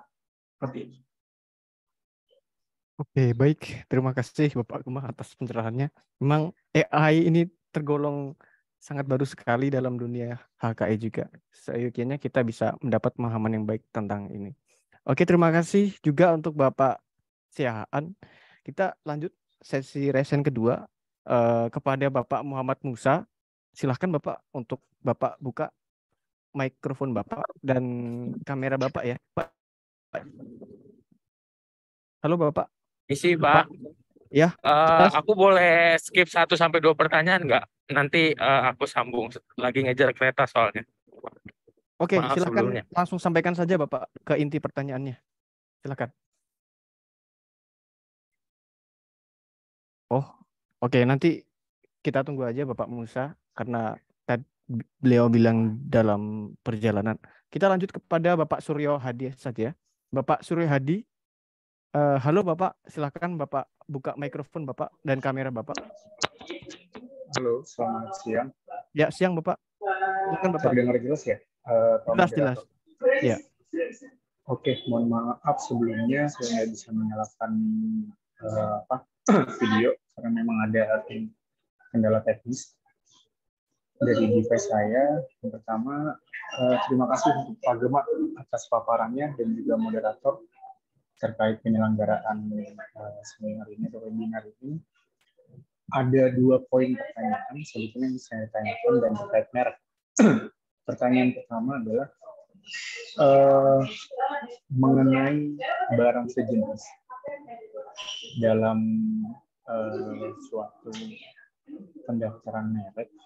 Ini guidance-nya apa ya Pak? Karena dalam undang-undang merek sendiri kan sebetulnya nggak diatur secara eksplisit ya terhadap barang sejenis yang dikatakan barang sejenis itu apa. Karena contoh, saya ambil contoh misalkan ada 2 jenis lem. Lem itu ada lem stationery yang khusus untuk biasanya untuk alat tulis, keperluan-keperluan kecil yang biasanya digunakan sama anak sekolah. Ada juga lem industri. Dari 2 produk ini, apakah bisa dikatakan barang sejenis? Dan kalau memang dia guidance-nya itu seperti apa Pak ya? Penentuan barang sejenis itu. Karena ada case merek yang terdapat persamaan pada pokoknya, ada 2 merek persamaan pada pokoknya, namun untuk merek yang A ini dia mendaftarkan untuk merek untuk produk lem stationery, dan merek yang lainnya, merek B ini yang secara substansial memang sangat mirip dengan merek A, dan dia mendaftarkan untuk jenis barang lem industri. Apakah itu bisa dikatakan sebagai suatu pelanggaran? Dan 2 merek ini sama-sama terdaftar, gitu Pak. Itu untuk pertanyaan pertama saya. Yang kedua adalah terhadap merek terdaftar, apakah bisa dilakukan gugatan ganti rugi Pak? Terhadap merek terdaftar ya. Karena apabila ingin dilakukan gugatan ganti rugi itu sendiri kan berarti harus ada indikasi pelanggaran. Sementara merek ini terdaftar. Seperti itu Pak. Dan ingin digugat ganti rugi. Sementara gugatan ganti rugi ini kan atas dasar kerugian pastinya. Seperti itu Pak. Nah, jadi dari 2 pertanyaan tersebut mohon untuk bisa dielaborate Pak. Terima kasih. Oke, baik. Terima kasih Bapak Hadi. Silakan Bapak Gema, langsung Bapak tanggapi saja. Ya, pertama untuk merek sejenis ya, barang atau jasa sejenis ya. Jadi memang kalau di Undang-Undang Cipta ini penjelasannya sangat umum sekali atau bahkan tidak ada penjelasan secara detail gitu ya. Tapi pada praktiknya barang sejenis itu memang kita lihat bisa dari segi bentuk atau fungsi sih sebenarnya gitu ya. Contohnya tadi yang disampaikan gitu bahwa sebenarnya barangnya ini untuk fungsi yang sama gitu, untuk aksesoris gitu. Walaupun kelasnya berbeda gitu, dan orang bisa menggunakan itu secara timbal balik. Ya, tadi contoh saya adalah misalnya ada pakaian yang dibuat dari bahan kain, ada pakaian dibuat dari bahan plastik juga ternyata, dua-duanya pakaian. Nah artinya apa? Walaupun kelas kain dan kelas plastik adalah 2 hal yang berbeda gitu ya, bisa dicek gitu ya. Tapi ketika itu digunakan untuk pakaian, maka itu sejenis. Dianggap barang sejenis gitu. Oleh karena itulah kemudian itu bisa diklaim sebagai penggunaan barang sejenis gitu. Makanya ini kita perlu juga memeriksa karena ini memang harus dilihat case by case gitu ya. Tadi dari segi pakaian, kemudian kosmetik, dan kosmetik aja nih. Ternyata ada kosmetik untuk kecantikan, ada kosmetik untuk medicine, untuk pengobatan. Gitu. Jadi apa namanya? Misalnya salep gitu. Salep ini kalau di wajah ini biasanya bisa untuk kecantikan, tapi ada juga untuk medis, ternyata pengobatan juga. Dua-duanya kelasnya beda nih. Salep untuk medis sama salep untuk kecantikan beda ternyata kelasnya. Tapi karena sejenis, yaitu sama-sama salep yang digunakan di muka, nah dia bisa dianggap barang sejenis tuh. Nah ini makanya juga perlu jadi perhatian seperti itu gitu, bahwa untuk fungsi dan bentuk dari penggunaan pada barangnya, apakah itu sama atau tidak. Nah, itu salah satu indikasi ya, salah satu indikasi dari barang tersebut dianggap sejenis gitu ya. Lalu kemudian pelanggaran. Nah, jadi kalau namanya pelanggaran merek itu adalah terhadap satu merek yang tidak terdaftar sebenarnya gitu ya. Jadi kalau misalnya kita punya merek terdaftar, lalu ada orang lain yang menggunakan merek kita tanpa seizin kita dan dia tidak terdaftar gitu, karena memang dia hanya mendompleng ketenaran merek kita gitu, maka kita bisa menuntut ganti rugi karena dia melakukan pelanggaran merek. Gitu.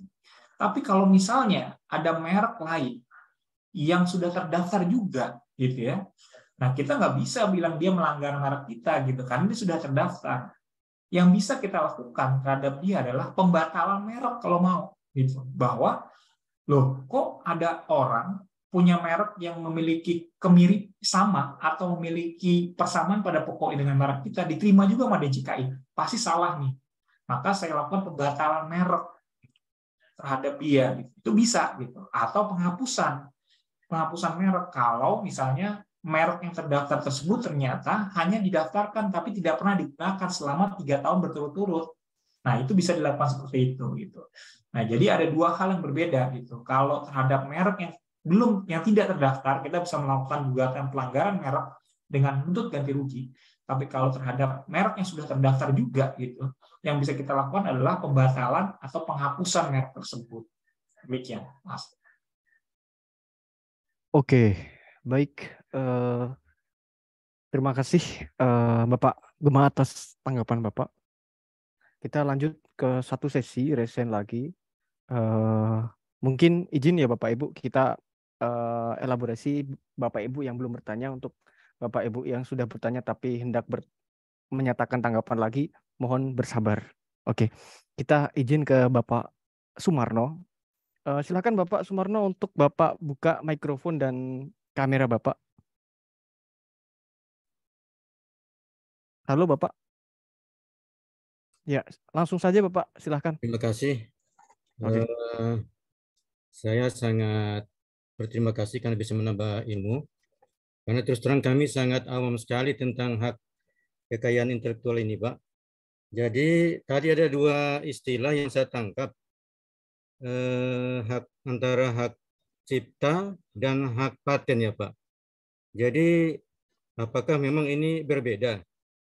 Saya menangkapnya tadi, misalkan kami ini bergelut di bidang industri jasa desain grafis. Jadi banyak karya-karya yang kami buat, yang kami cipta, ya. Kalau karya-karya itu kita tidak daftarkan, otomatis menurut pemahaman saya, kami tidak punya hak paten untuk itu, Pak. Ya, jadi mohon penjelasannya kembali, Pak. Kemudian yang kedua, kira-kira poin apa saja yang sekiranya penting bagi kami dalam rangka untuk perlindungan bagi karya-karya desain grafis kami, Pak. Saya ambil contoh misalkan kayak kami banyak sekali itu di logo perusahaan, Pak, ya, yang kami ciptakan itu, Pak. Kira-kira itu kami masih bisa daftarkan untuk hak patennya atau hak ciptanya atau seperti apa, Pak? Mohon penjelasannya, terima kasih. Oke, baik Bapak Sumarno. Silahkan Bapak Gema untuk Bapak tanggapi langsung saja, Bapak. Ya, Pak Sumarno, mungkin ini tadi saya jelaskan di awal ya. Saya nggak tahu Bapak udah ngelihat atau belum gitu ya. Jadi ya, belum. Dari diagram tersebut, diagram ini gitu ya. Ini masing-masing jenis haki ini punya kata kunci nih Pak. Gitu. Jadi jangan sampai kita terbalik-balik atau salah menggunakan istilah gitu ya. Contoh misalnya, kalau tadi kita mau melindungi identitas, maka kita mendaftarkannya dengan sebagai merek gitu ya. Jadi kayak di baju ini kan ada ya merek-mereknya segala macam, termasuk di handphone dan lain-lain, itu identitas. Kalau bentuk itu desain industri, kalau informasi yang kita lindungi itu rahasia dagang, kalau konten itu yang dalam bidang seni, sastra, pengetahuan, jadi bisa gambar, foto, kemudian musik dan lain-lain, itu yang sifatnya konten tersebut itu hak cipta gitu ya. Dan kalau paten itu melindungi fungsi gitu ya, kayak misalnya kulkas, handphone gitu, pokoknya hal-hal sifatnya teknologi itu biasanya dilindungi sebagai paten gitu. Nah, oleh karena itulah kalau misalnya kita punya produk gitu ya, nah ini kita harus paham nih apa yang mau kita lindungi dari produk kita, jadi haki apa? Apakah bentuknya kah? Apakah identitasnya, apakah informasi yang ada dalam produk tersebut, kayak Coca-Cola tadi kan formulanya itu dilindungi sebagai rahasia dagang, atau kemudian hak ciptanya tadi misalnya ada motif-motif gitu ya, motif-motif gambar dalam produk kita, nah itu sebagai hak cipta atau fungsinya. Apakah ada fungsinya nih produk kita? Tadi kayak misalnya dulu gunting itu tuh dilindungi sebagai paten tuh. Kenapa? Karena fungsinya memotong. Dulu orang mengenal hanya pisau aja. Tapi orang bingung gimana caranya memotong sesuatu yang tipis. Nggak mungkin motong sesuatu yang tipis pakai pisau gitu. Akhirnya diciptakanlah gunting dengan menyatukan dua bilah pisau gitu ya. Kemudian jadilah gunting gitu. Dulu kayak begitu. Nah, ini dipatenkan nih karena ada fungsinya gitu. Nah, itulah kenapa kemudian makanya saya buat diagram pizza ini untuk memudahkan orang mengidentifikasi jenis haki apa yang mau dilindungi dari produknya tersebut. Nah, itu Pak. Jadi itu dulu sebenarnya menurut saya yang perlu dipahami, sehingga kalau sudah memahami diagram ini dengan kata kuncinya tersebut, maka kita jadi jelas nih apakah produk kita akan kita lindungi dengan paten, merek, desain industri, rahasia dagang, atau hak cipta. Seperti itu, Pak. Oke, baik. Terima kasih Bapak Gema atas tanggapan Bapak. Kita izin beralih ke sesi pertanyaan yang diajukan via chat Zoom untuk Bapak Ibu yang resen, mohon bersabar karena ada sesi bergantian mengingat banyaknya pertanyaan yang masuk. Ada yang menarik ini Bapak, pertanyaan dari Bapak Dimas Maulana Nugroho. Beliau bertanya, Bapak, Assalamualaikum Bapak Gemas, saya hendak bertanya, misalnya saya mendaftar hak karya cipta ke Dirjen HKI Kemenkumham, tetapi tiba-tiba terjadi penolakan kepada instansi tersebut. Padahal bukti-bukti yang saya lampirkan sudah sesuai. Sebenarnya ada solusi tidak ya Bapak agar tidak terjadi penolakan tersebut? Terima kasih. Silakan Bapak bisa tanggapi pertanyaan tersebut, Bapak.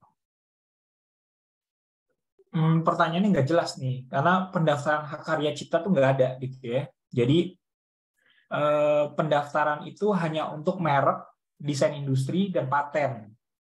Hak cipta itu tidak perlu didaftarkan untuk mendapat perlindungan, ya, karena begitu pertama kali kita mempublikasi foto kita, gambar kita, video kita, musik kita gitu kepada publik, maka kita langsung dilindungi sebagai penciptanya. Itu tuh kalau hak cipta atau konsepnya seperti itu gitu. Tapi kita bisa melakukan pencatatan ciptaan gitu ya. Nah, bedanya pencatatan dengan pendaftaran, kalau pendaftaran itu ada proses pemeriksaan sehingga jadi lama. Tapi kalau pencatatan ciptaan itu tidak ada proses pemeriksaan, jadi cepat. Kalau kita mencatat ciptaan kita, mencatat lagu kita, mencatat gambar kita, mencatat buku kita sebagai karya cipta gitu ya, itu langsung dalam waktu sejam 2 jam keluar surat pencatatan ciptaan namanya. Tidak mungkin ada penolakan. Nah, ini harus dipahami oleh teman-teman juga gitu. Jadi kalau misalnya tadi, wah tapi saya ditolak, gimana cara nggak ditolak? Nah, pasti bukan pencatatan karya cipta atau ciptaan tuh. Pasti maksudnya pendaftaran merek, pendaftaran paten, atau pendaftaran desain industri. Gimana caranya supaya nggak ditolak? Ya jangan sama dengan yang sudah ada. Karena di DJKI itu ada namanya Pusat Pangkalan Data Kekayaan Intelektual. Di sana kita bisa ngecek. Kalau kita mau daftar merek Nike, udah ada belum Nike? Cek Nike, oh udah ada, jangan daftar Nike. Kalau kita mau daftar paten, oh paten gunting, saya mau daftar paten atas gunting. Oh gunting udah ada nih patennya, enggak, jangan dicatat, jangan didaftarkan. Desain industri juga gitu. Kalau saya mau daftarkan desain kursi ini yang ada 4 kaki, saya mau daftarkan bentuknya, oh udah ada nih kursi 4 kaki, udah jangan didaftarkan gitu. Jadi harus dicek dulu sebelum kita mendaftarkan merek, paten, atau desain industri kita sebelum agar tidak ditolak. Seperti itu. Oke, baik. Siap, terima kasih Bapak Gemah. Kita lanjut ke sesi pertanyaan berikutnya dari Bapak Rangga Wisesa dari Universitas Muhammadiyah. Jadi merujuk pada Undang-Undang Hak Cipta menyatakan bahwa hak cipta dapat dijadikan sebagai objek jaminan fidusia. Yang mau saya tanyakan adalah bagaimana dalam prakteknya kualifikasi hak cipta agar bisa dijaminkan sebagai jaminan fidusia dan bagaimana kepastian hak ekonominya. Silakan Bapak untuk ditanggapi pertanyaan tersebut. Iya, hak cipta itu kan sebenarnya benda bergerak tidak berwujud gitu ya. Yang mana benda bergerak tidak berwujud dimanapun, seperti halnya misalnya saham. Saham itu sebenarnya tidak berwujud gitu ya. Itu sama aja, dia ada pencatatan surat saham itu dibuat untuk melakukan pencatatan. Sama kayak misalnya ciptaan. Ciptaan itu kita bisa mencatatkan, keluarnya surat pencatatan ciptaan. Itu sama kayak surat saham tersebut gitu. Karena sebenarnya saham itu tidak berwujud. Dibuat berwujud dengan adanya surat saham. Nah, hak cipta juga tidak berwujud, tapi dibuat berwujud dengan adanya surat pencatatan ciptaan. Seperti itu gitu konsepnya. Sehingga dengan begitu itu bisa dijadikan jaminan fidusia. Nah, jaminan fidusia ini bagaimana, sering pertanyaannya adalah bagaimana evaluasinya.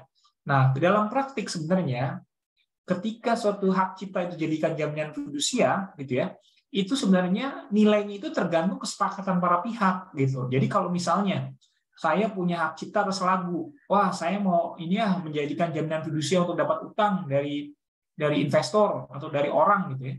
Nah, udah kita kesepakatan aja. Ini saya mau menjaminkan lagu saya senilai 100 miliar. Wah, saya setuju. Ya udah, tulis aja 100 miliar valuasinya karena setuju dua belah pihak.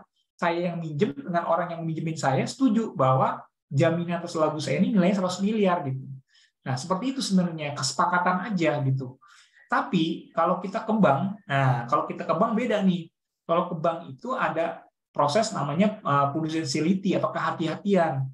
Bank biasanya melakukan valuasi terhadap lagu tersebut. Jadi nggak sembarangan dia melakukan kesepakatan.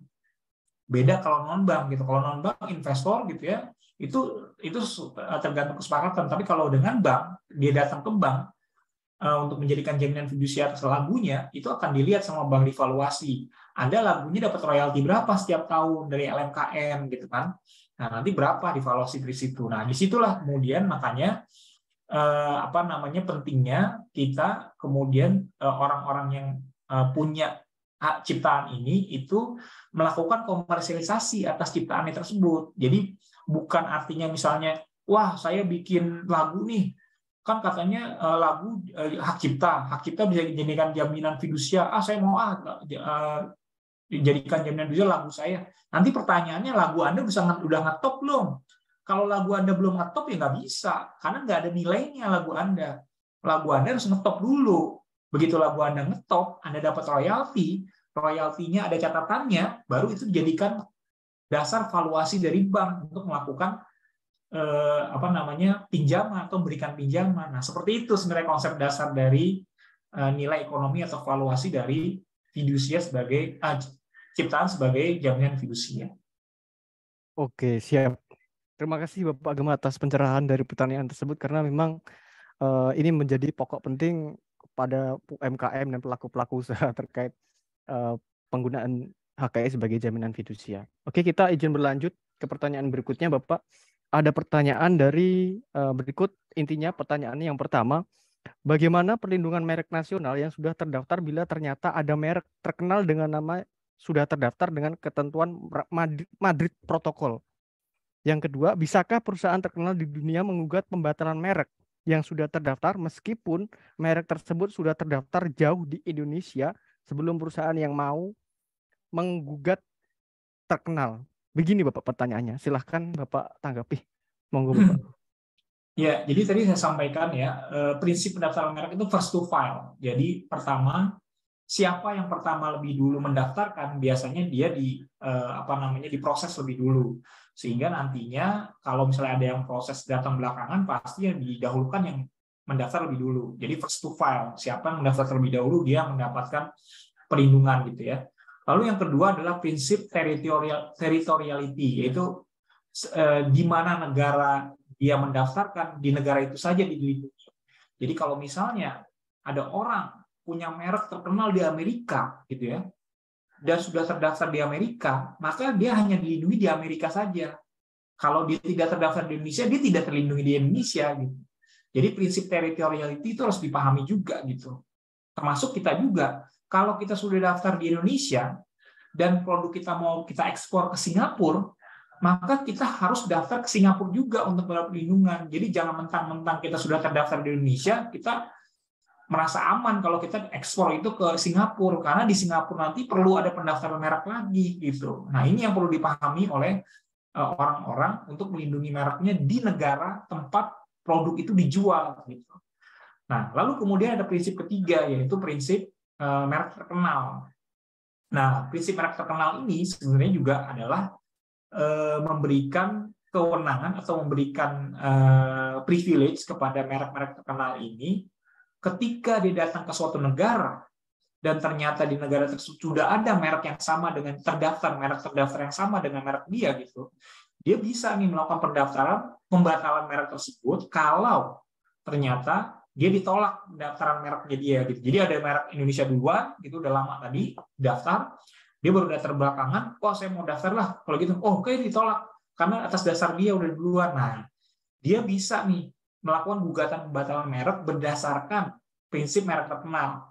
Tapi untuk menjadi merek terkenal, dia harus di-assess dulu atau diuji dulu dengan 3 hal. Pertama, dia harus sudah terdaftar di berbagai negara. Jadi nggak bisa dia merasa, saya udah daftar di Amerika, saya terkenal dong. Nggak bisa. Kalau Anda merek terkenal harus daftar di Amerika, di Selandia Baru, di Australia, di mana-mana, baru bisa dianggap sebagai merek terkenal. Satu, di berbagai negara. Kedua, sudah melakukan promosi besar-besaran di berbagai negara. Jadi dia udah jelas ada iklannya, bukti.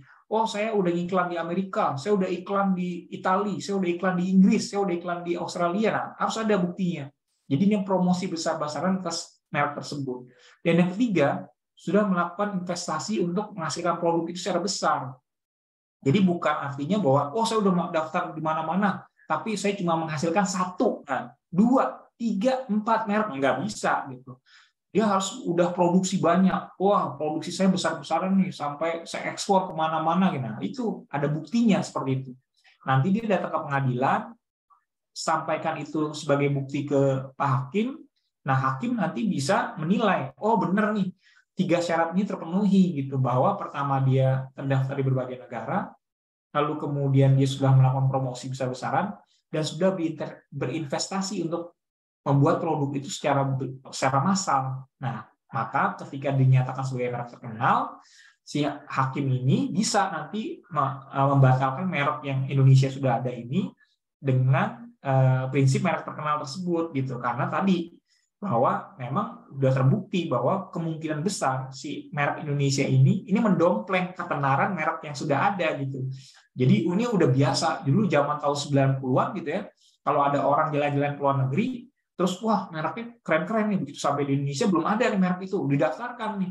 Makanya banyak gugatan di Indonesia pada saat itu oleh merek-merek terkenal karena tadi mereka datang belakangan ke Indonesia baru tahu gitu, ternyata udah ada yang daftar duluan orang Indonesia di Indonesia. Nah, seperti itu sebenarnya kejadiannya kalau merek terkenal gitu ya.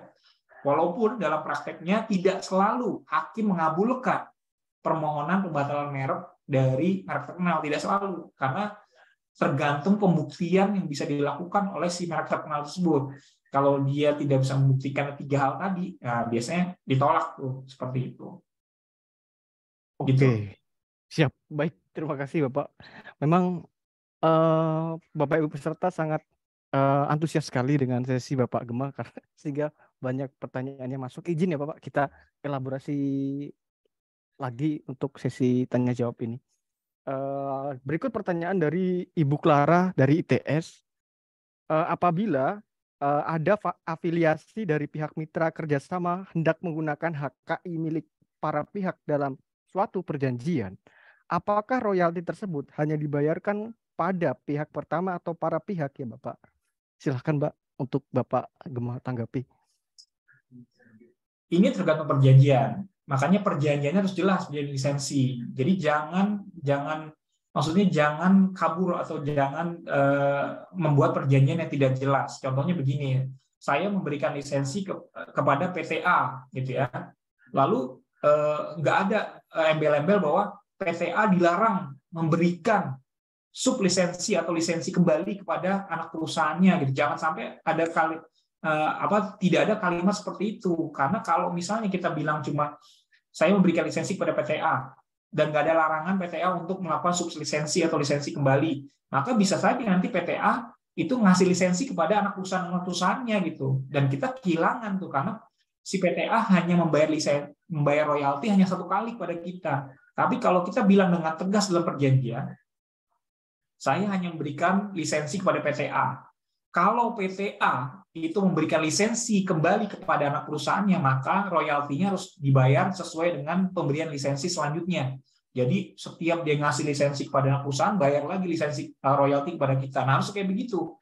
Jadi sekali lagi, kalau kita membuat perjanjian lisensi dengan pihak lain harus jelas, harus tegas. Pertama, territoriality, wilayahnya mana, Indonesia atau seluruh dunia, jangka waktunya bagaimana, ya. Terus apakah eksklusif atau tidak, apakah boleh dilisensikan lagi atau tidak, dan berapa nilai royaltinya yang harus dibayarkan oleh si penerima lisensi. Nah, ini harus jelas. Kalau ini nggak jelas, maka akan kejadian kayak begitu. Gitu. Jadi ada pelanggaran-pelanggaran yang kita nggak bisa kontrol. Seperti itu. Oke, baik. Siap. Terima kasih, Bapak. Oke, kita masuk ke sesi resen. Namun sebelum itu Bapak Gema bisa sembari minum atau rehat sejenak karena Bapak banyak sekali memberikan jawaban dan pencerahan kepada kita. Sembari kita mendengarkan sesi resen pertanyaan dari Bapak Ibu. Silahkan untuk Bapak Togito dibuka mikrofon Bapak dan langsung saja Pak sampaikan pertanyaan intinya kepada Bapak Gema ya Bapak. Silakan Bapak Togito. Oke, terima kasih moderator. Saya tadi sebenarnya udah nanya Pak yang tentang kasusnya yang merek terkenal itu. Nah, saya mau tanya kalau misalkan kasusnya itu orang terkenal Pak. Itu bagaimana ya Pak? Kayak misalkan saya memakai suatu merek mirip orang terkenal, contohnya misalkan Mariah Carey, itu kan nggak boleh.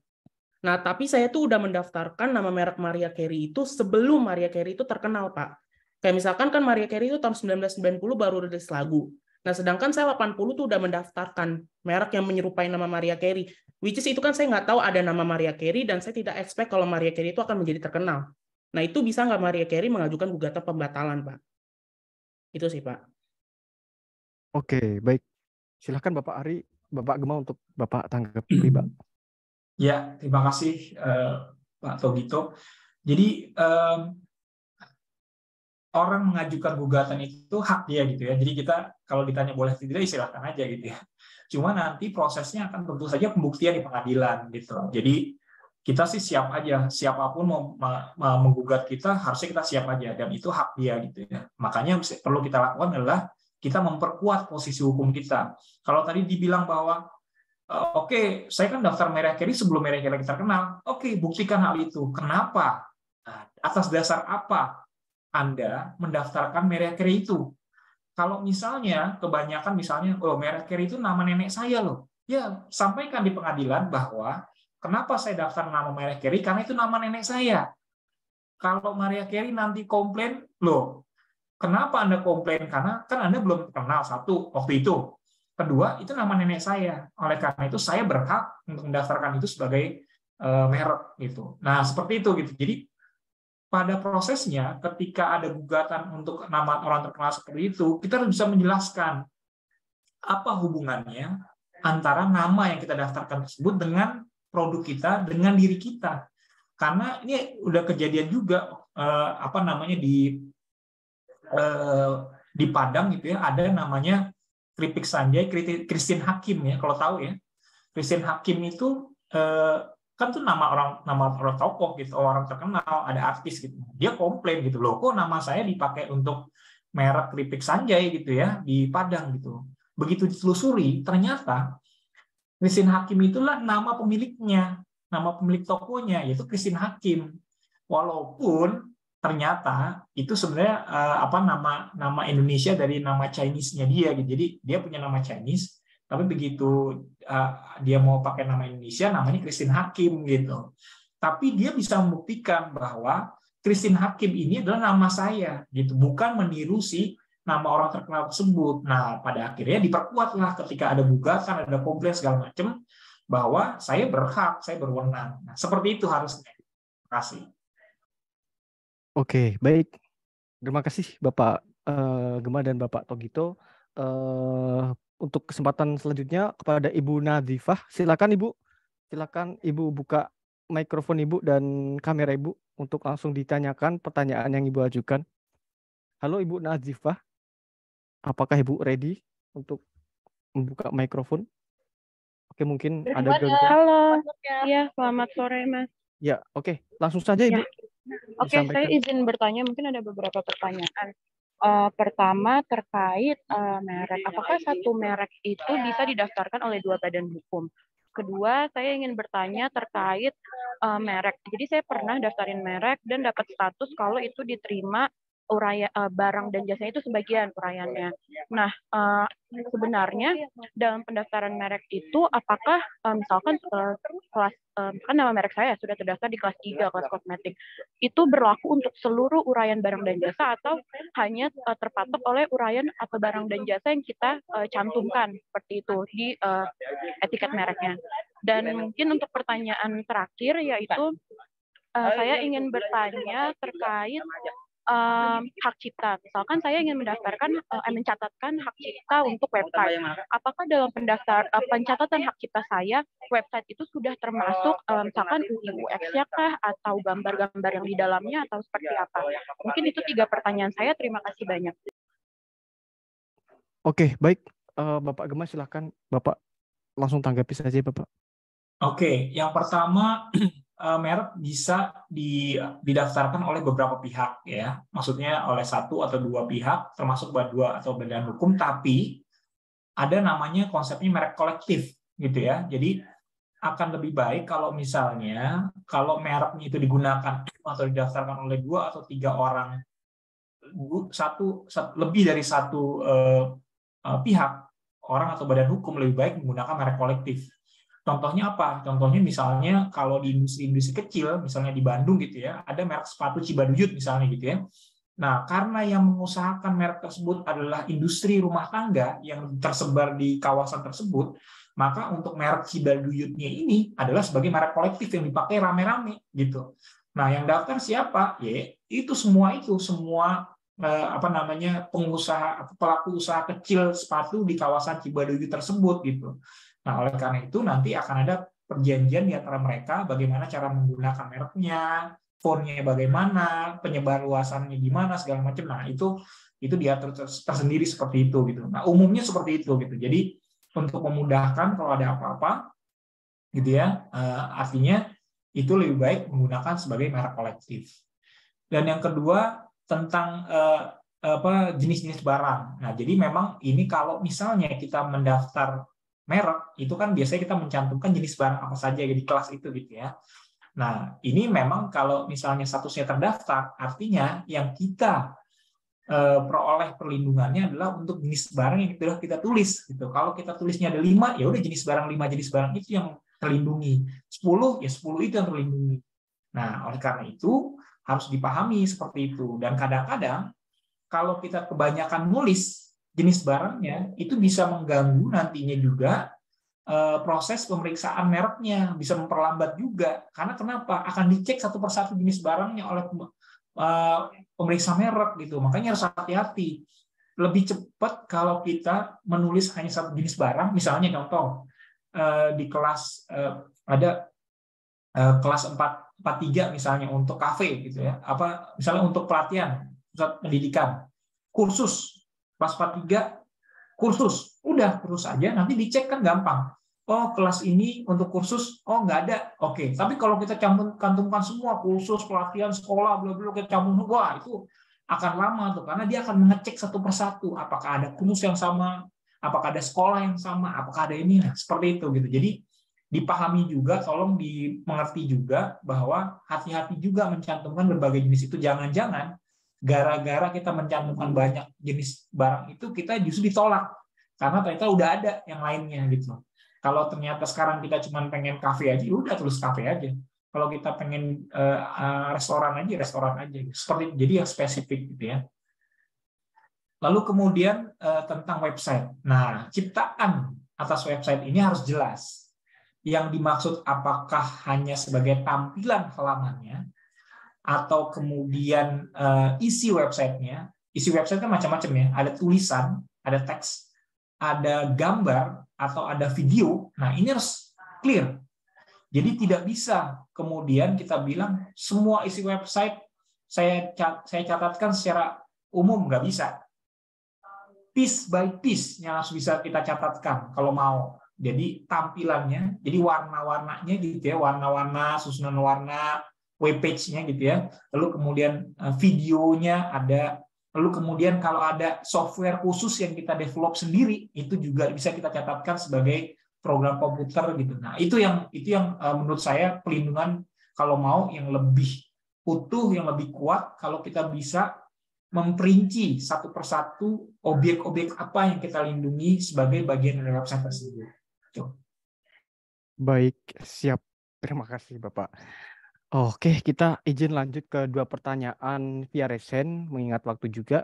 Untuk Bapak Patricio, silahkan Bapak. Bapak bisa buka mikrofon Bapak dan kamera Bapak. Halo Bapak Patricio. Ya, halo. Ya, oke Bapak. Langsung saja Bapak sampaikan pertanyaan yang Bapak hendak tanyakan. Oke, saya mau nanya tentang ini merek. Jadi sebenarnya ada merek yang sebenarnya itu gimana ya? Udah terdaftar di HKI kan. Cuman jenisnya itu kayak berarti dia berlaku di dunia IT gitu kan. Tapi kita mau daftarnya di dunia pakaian gitu. Kira-kira itu bisa ditolak atau didaftar ya? Terima kasih, itu aja. Oke, baik. Silakan Bapak Gema untuk Bapak tanggapi, Bapak. Ya, tadi saya sampaikan bahwa merek itu ada beberapa kelas, ya. Jadi kalau misalnya kelasnya berbeda, yaitu tadi yang pertama ada di kelas IT, yang di kelas software dan lain-lain, good. Kemudian ternyata itu udah terdaftar, tapi kita mau daftarnya di kelas fashion atau baju. Nah, ini kelasnya berbeda. Kita masih bisa kita melakukan pendaftaran gitu ya. Nah, karena sangat berbeda sekali itu dunianya, satu dunia IT atau dunia fashion gitu. Jadi kita masih bisa untuk melakukan pendaftaran untuk merek yang sama. Tapi juga hati-hati tadi kalau misalnya ternyata barangnya sejenis gitu. Nah, itu hati-hati. Kayak misalnya tadi contoh saya adalah baju gitu ya. Baju itu ada baju yang bahannya adalah kain, ada baju yang bahannya adalah plastik gitu. Kelas plastik dengan kelas kain itu berbeda tuh. Tapi kalau misalnya wujudnya nanti jadinya baju, nah ini barangnya sejenis gitu. Walaupun kelasnya berbeda, tapi ternyata barangnya sejenisnya itu baju. Nah, ini harus hati-hati. Ini walaupun nanti kita daftar kelasnya berbeda, ini bisa ditolak kalau sudah ada di kelas yang lain. Seperti itu. Oke, siap. Terima kasih Bapak. Kiranya Bapak Patricio sudah terjawab jawaban dari Bapak Gema. Kita lanjut ke Bapak Fadli Damanik. Silakan Bapak ajukan langsung pertanyaan dari Bapak. Untuk Bapak bisa buka mikrofonnya. Halo Bapak Fadli. Langsung buka saja. Oke. Silakan Bapak. Halo Bapak Fadli. Suara Bapak belum terdengar. Apakah ada kendala dengan mikrofon Bapak? Belum tersampaikan Bapak. Oke, mungkin Bapak bisa chat saja, nanti pihak admin bisa menanggapinya. Kita lanjut saja ke Ibu Rahma. Halo Ibu, silahkan Ibu buka mikrofon Ibu. Ya. Langsung sampaikan ya Ibu, pertanyaan Ibu. Ya, izin bertanya kepada Bapak Gema. Begini Pak, saya ingin bertanya, apakah semua jenis usaha itu wajib didaftarkan mereknya? Misalnya ada penjual gorengan, kemudian penjual gorengan ini menjual gorengan itu melalui gerobak kecil. Nah, apakah merek dari gorengan yang dijual di gerobaknya itu wajib didaftarkan? Nah, pertanyaan yang kedua, apakah merek yang sudah diperpanjang selama 10 tahun dapat diperpanjang kembali atau malah menjadi milik umum? Terima kasih Pak. Oke, baik. Terima kasih Ibu. Silakan Bapak Gema untuk Bapak tanggapi pertanyaan dari Ibu Rahma.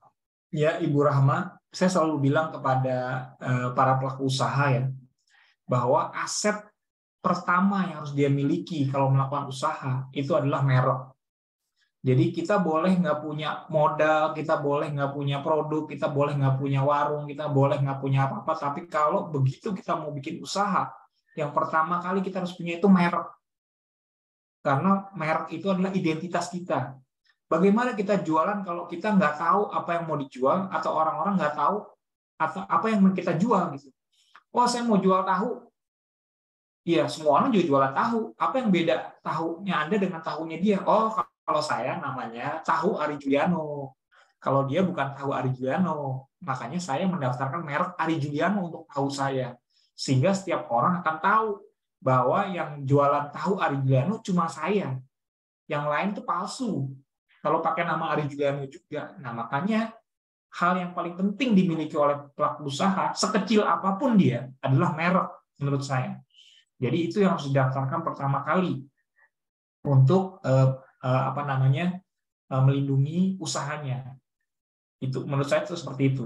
Apakah kalau kecil tuh harus didaftarkan? Ya kita nggak tahu kalau kemudian dia nanti besar gitu. Jadi nggak boleh kita meremehkan usaha kita. Usaha saya masih kecil, saya nggak mau daftar merek dulu. Jangan. Usaha Anda mungkin sekarang kecil, tapi nanti akan besar. Kalau nanti udah besar, susah lagi kalau udah ada yang duluan mendaftarkannya. Jadi saya sangat menekankan bahwa aset pertama yang dimiliki oleh pelaku usaha itu adalah merek dulu. Terserah yang lain-lain, tapi harus merek dulu dimiliki. Itu satu. Dan yang kedua, tadi merek itu jangka waktu perlindungannya 10 tahun dan dapat diperpanjang.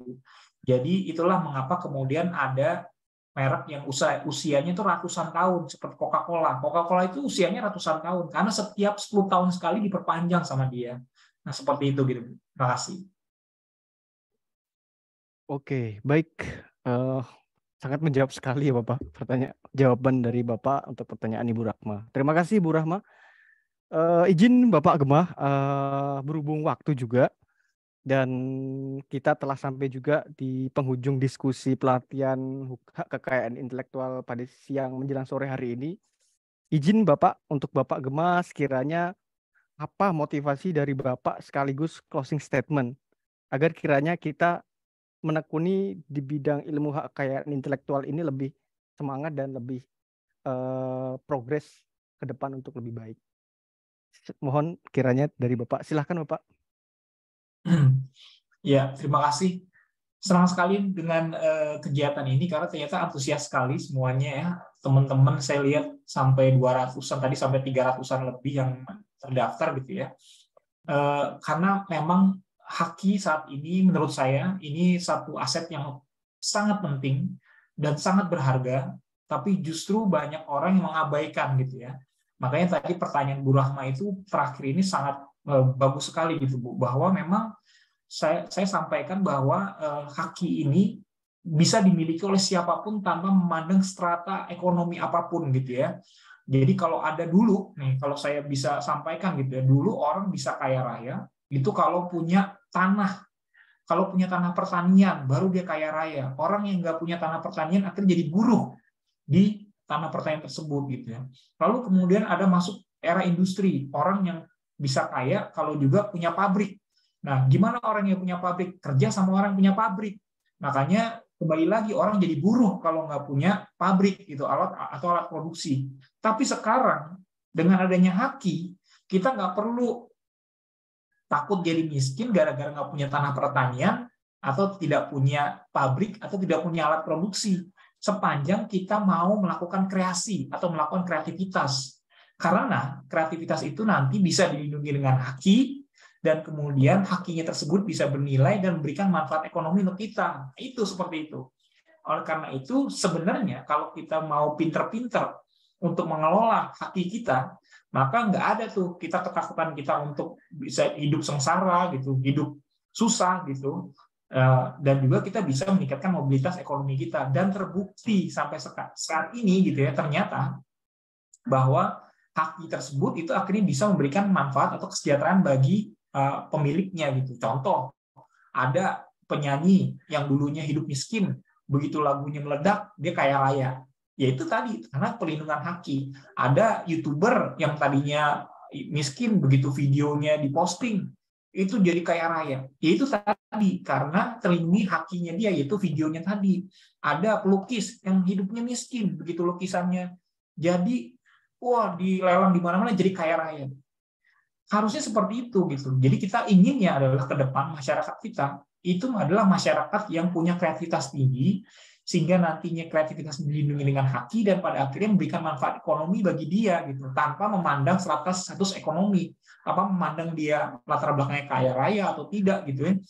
Dengan demikian harusnya dengan kesejahteraan pada akhirnya merata bagi orang-orang atau pihak-pihak yang memang memiliki potensi kreativitas maupun daya cipta yang tinggi. Nah, itu yang kita harapkan. Jadi senang sekali kalau misalnya teman-teman di sini atau Bapak dan Ibu sekalian ini sangat antusias terhadap Haki, karena ke depan saya tidak menyaksikan atau saya percaya sekali bahwa Haki adalah aset utama dan berharga yang akan bisa kita kelola dengan baik dan memberikan manfaat ekonomi yang besar bagi kita, ya.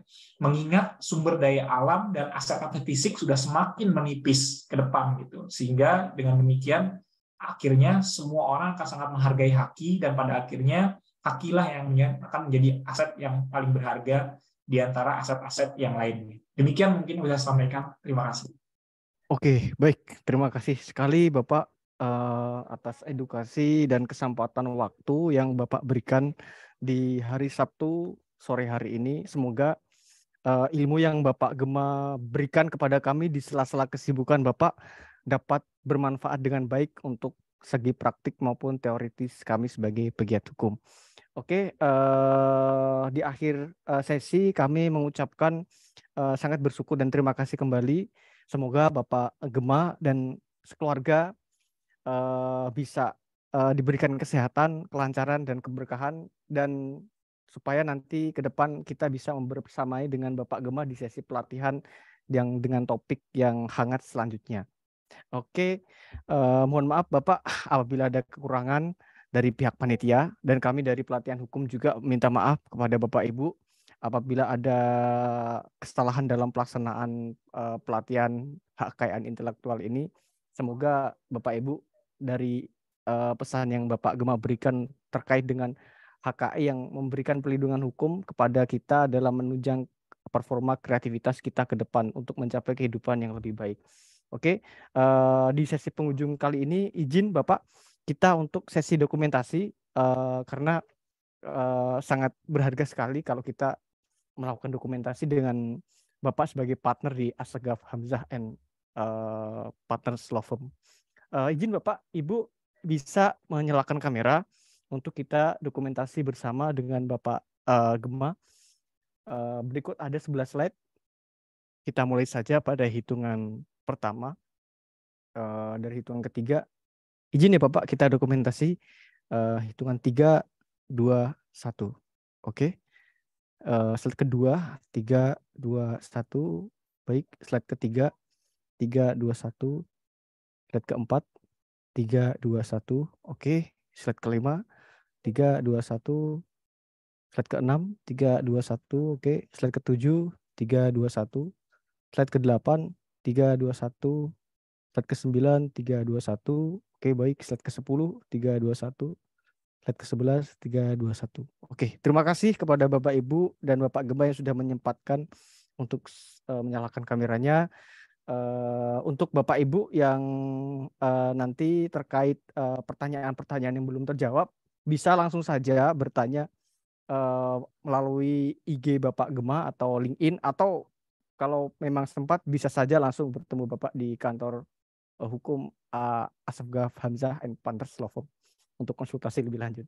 Sangat dipersilakan. Bapak Gema sangat menerima sekali pertanyaan-pertanyaan dari Bapak Ibu. Oke, langsung saja kita tutup. Terima kasih sekali lagi Bapak Gema. Semoga Bapak dan keluarga sehat selalu. Amin. Oke, kami dari panitia mengucapkan beribu-ribu maaf dan terima kasih. Semoga Bapak Ibu bisa bertemu dengan kami di pelatihan-pelatihan berikutnya, dan pantau selalu sosial media pelatihan hukum untuk update pelatihan hukum sebagai pengembangan edukasi ilmu kita ke depan terkait dengan dinamika hukum ke depan. Wabillahi taufiq wal hidayah. Wassalamualaikum warahmatullahi wabarakatuh. Waalaikumsalam warahmatullahi wabarakatuh. Terima kasih semua. Sama-sama Bapak. Siap.